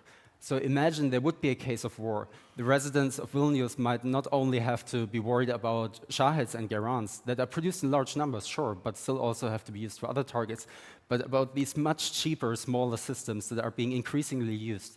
And there are other systems in that range band as well. If you look at Russian glide production, it's increasing substantially, and Russians are also increasing the ranges of these systems by adding cheap Chinese jet engines. So again, in the middle strike band, we're seeing a lot of developments that could be concerning. Now, how do we deal with all of that? Of course, the first reflex is always deterrence by denial. You deny your enemy the ability to actually conduct these strikes successfully, and usually you do it using defensive systems. Now, the legacy systems that we have were not really built for the current threat environment. They were built against more exquisite threats in the form of fighter jets, ballistic missiles to some extent, but still, they can play a role. When you talk about the threat of, let's say, Kinjal or Iskander missiles, that's just not a threat that you can counter with cheap, disruptive technologies at this point in time. So you still need them, and you need to scale up production really fast. Right now in Europe, we don't really have a dedicated ballistic missile interceptor in production. The French are working on it with a new ST-30 version. So we heavily rely on American Patriot production. And as I said, the production simply isn't enough to counter the Russian threat at the moment. And these systems also exist in too few numbers when you talk about launchers. And even if you had larger numbers, you couldn't cover everything. When it comes to one-way attack UAVs, I would say there's simply no chance of scaling up legacy systems to a degree that you could actually deal with these challenges. You cannot produce 5,000 Patriot missiles every month, and even if you could, you would just bankrupt yourself.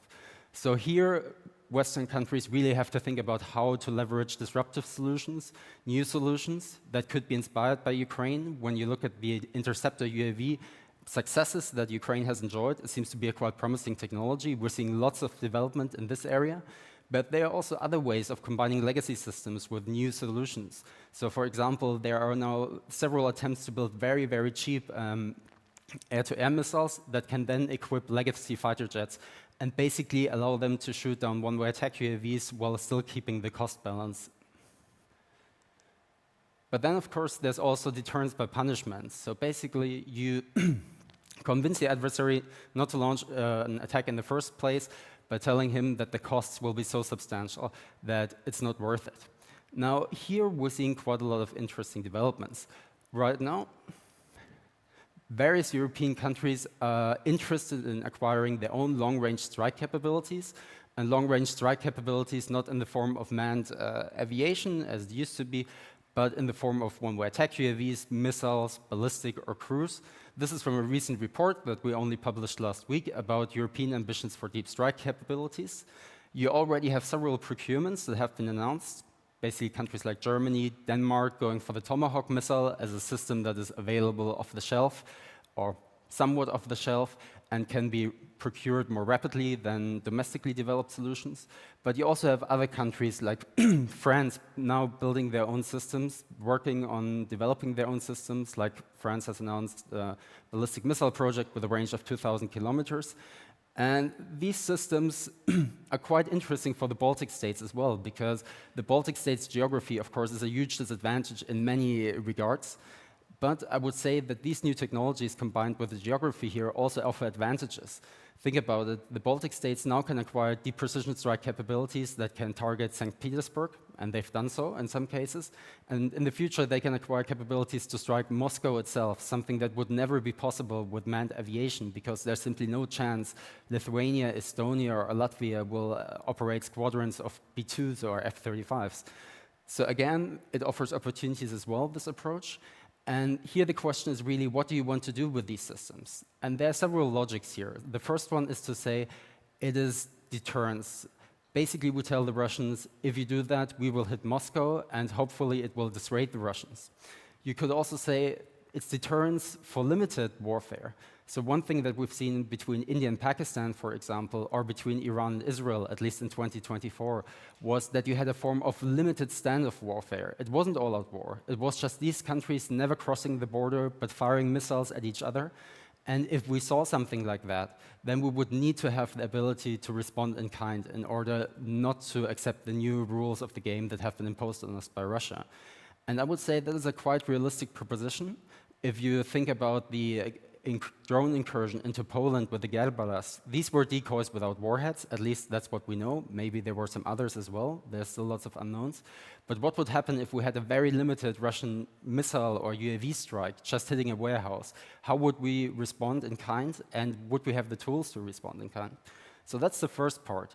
The second part is that you can also use these systems as tools for warfighting. People are always talking about hitting the archer, not the arrow. when you talk about Shaheds, for example, it is much easier to destroy the Shahed factory itself than to intercept hundreds of UAVs during each drone strike. So all of these are possible use cases and can be part of a more active defense that, of course, in some countries can be politically controversial, but that countries in Europe are increasingly turning towards. Then there's passive defense. Some of you who have traveled to Ukraine might know this map very well, perhaps too well.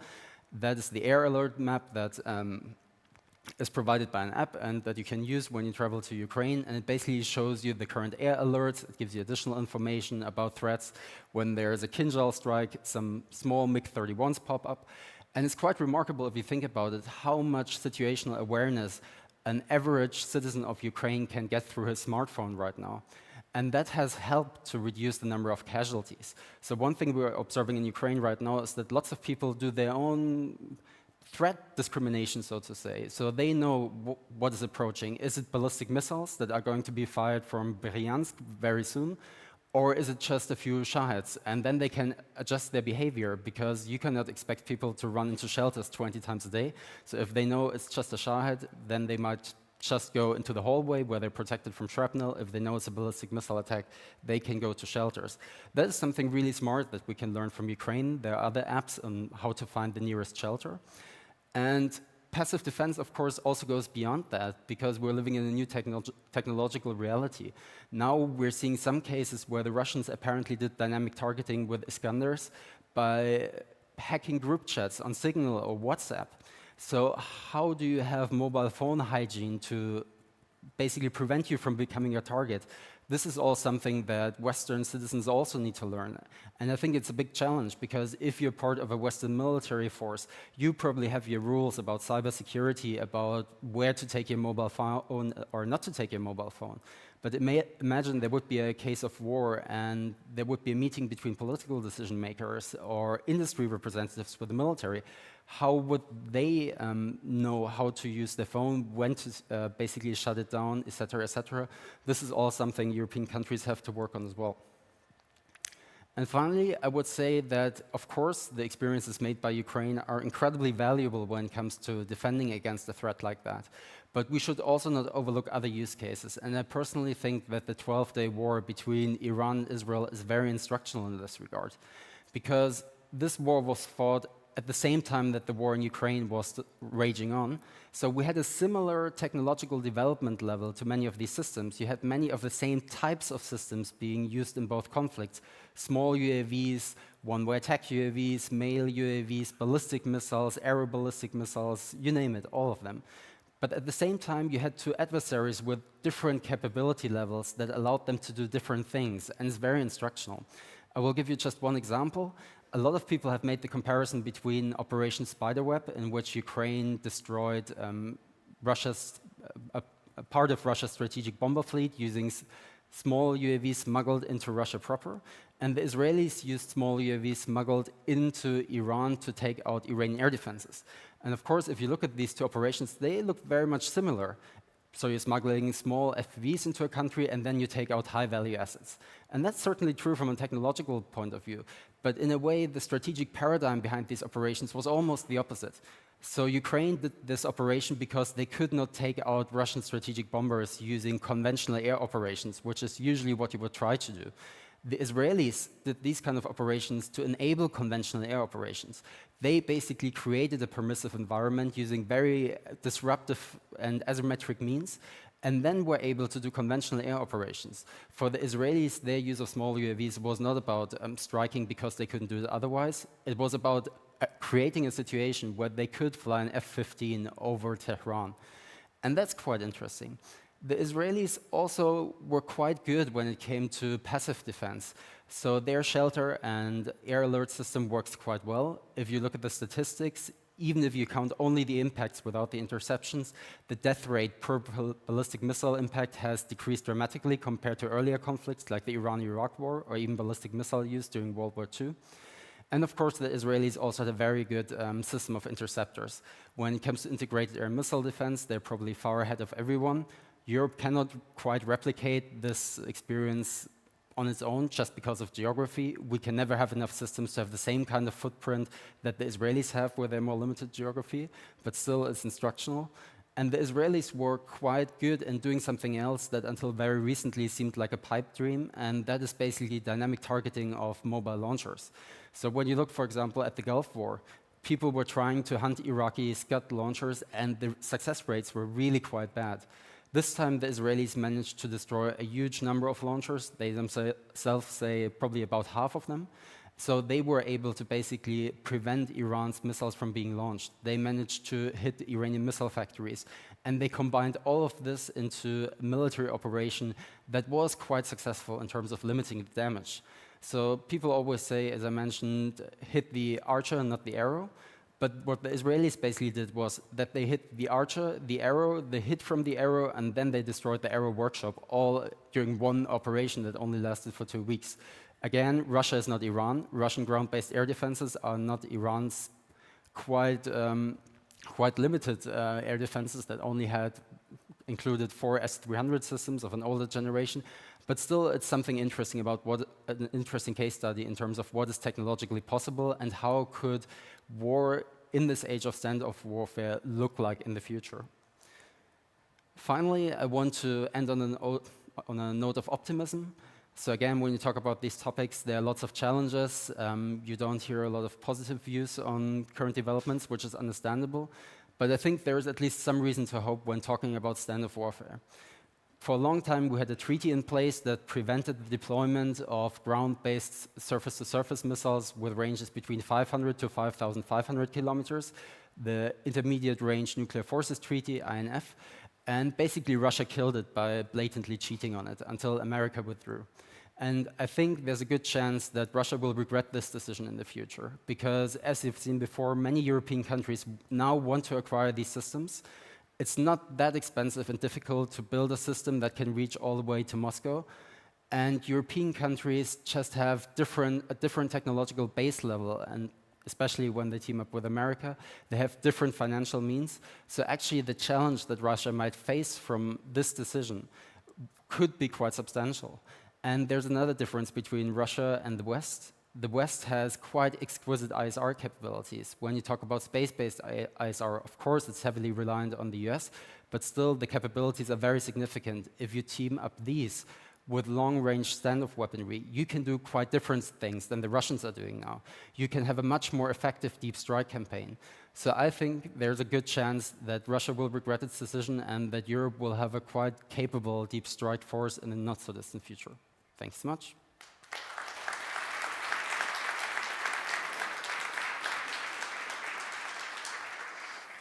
Thank you very much for your presentation. We have a few questions that came through. I think we'll have time for one. This one says, the Western concept after the Cold War rely on technological advance against potential adversary, where quantity versus quality was the focus. Do you think this concept is still relevant to counter combined mass attacks on the Baltic states as it is happening in Ukraine? So that's a really good question, and I've seen and heard many different takes on that. So for example, a lot of companies now in the West, particularly in the US, are building low-cost cruise missiles. So basically you're having a cruise missile, but it's not a fancy JASM-ER, but it's just a very simple and cheap system. It might not be that stealthy, but it's much cheaper. So how do you combine that with the more exquisite capabilities? Do you have one exquisite cruise missile and it's then accompanied by 20 cheap ones? Or do you say, why do I still need the expensive one if I can just have the same effect using a combination of cheaper systems? I need more numbers, but still in the end it will be cheaper. I think only time will tell. But again, I think the exclusive focus on exquisite system is no longer tenable, especially when you look at the threat from very cheap one-way attack UAVs like the Shahed. But still, a combination of these exquisite systems and the cheaper systems can work out in the future. And again, this is why I found Israel so fascinating. You have these incredibly cheap systems to take out Iranian air defenses, and then you let your F-15s and your exquisite F-35s fly. And I think finding the right mix will be the big, big challenge for European countries. Thank you very much. Please Thanks give it up for him one more time. So that was already our last presentation of the conference. Thank you for sticking around. I just have some brief closing remarks, some conclusions about what we heard today, and then you'll be free to go. So we heard today from a lot of different experts, a lot of different officials, but one thing that was pretty made clear by some of them was that the Baltic Sea is the most sustainable gate that they assessed for military supplies, troops, in the context of a full-scale war in this region. That's why Russia conducts shaping and hybrid operations on the sea. The Western response goes only beyond military measures currently, and we are too slow on this matter. Other alternatives should be considered. Naval drones were said to not be a substitution for traditional naval tools, but multiple of them do have some effect, help save people, and will be built into navies more and more in the future in this region. Going to drones, the most important is to use them not only as tools, but as systems where training, interoperability, and adaptation are also key things to consider. Last but not least, Russia is adapting systematically. The adaptation is based on low-cost principle and mass generation. It is crucial for attrition warfare that Russia has waged and is pretty good at. The West must consider this as well during its preparation for any potential conflict. So again, I want to thank our sponsors, without who this wouldn't have been possible, our media partner LRT, as well to all of you participants who engaged and were here during the last 2 days. Thank you very much, and hopefully see you at the next edition of Defending Baltics 2026.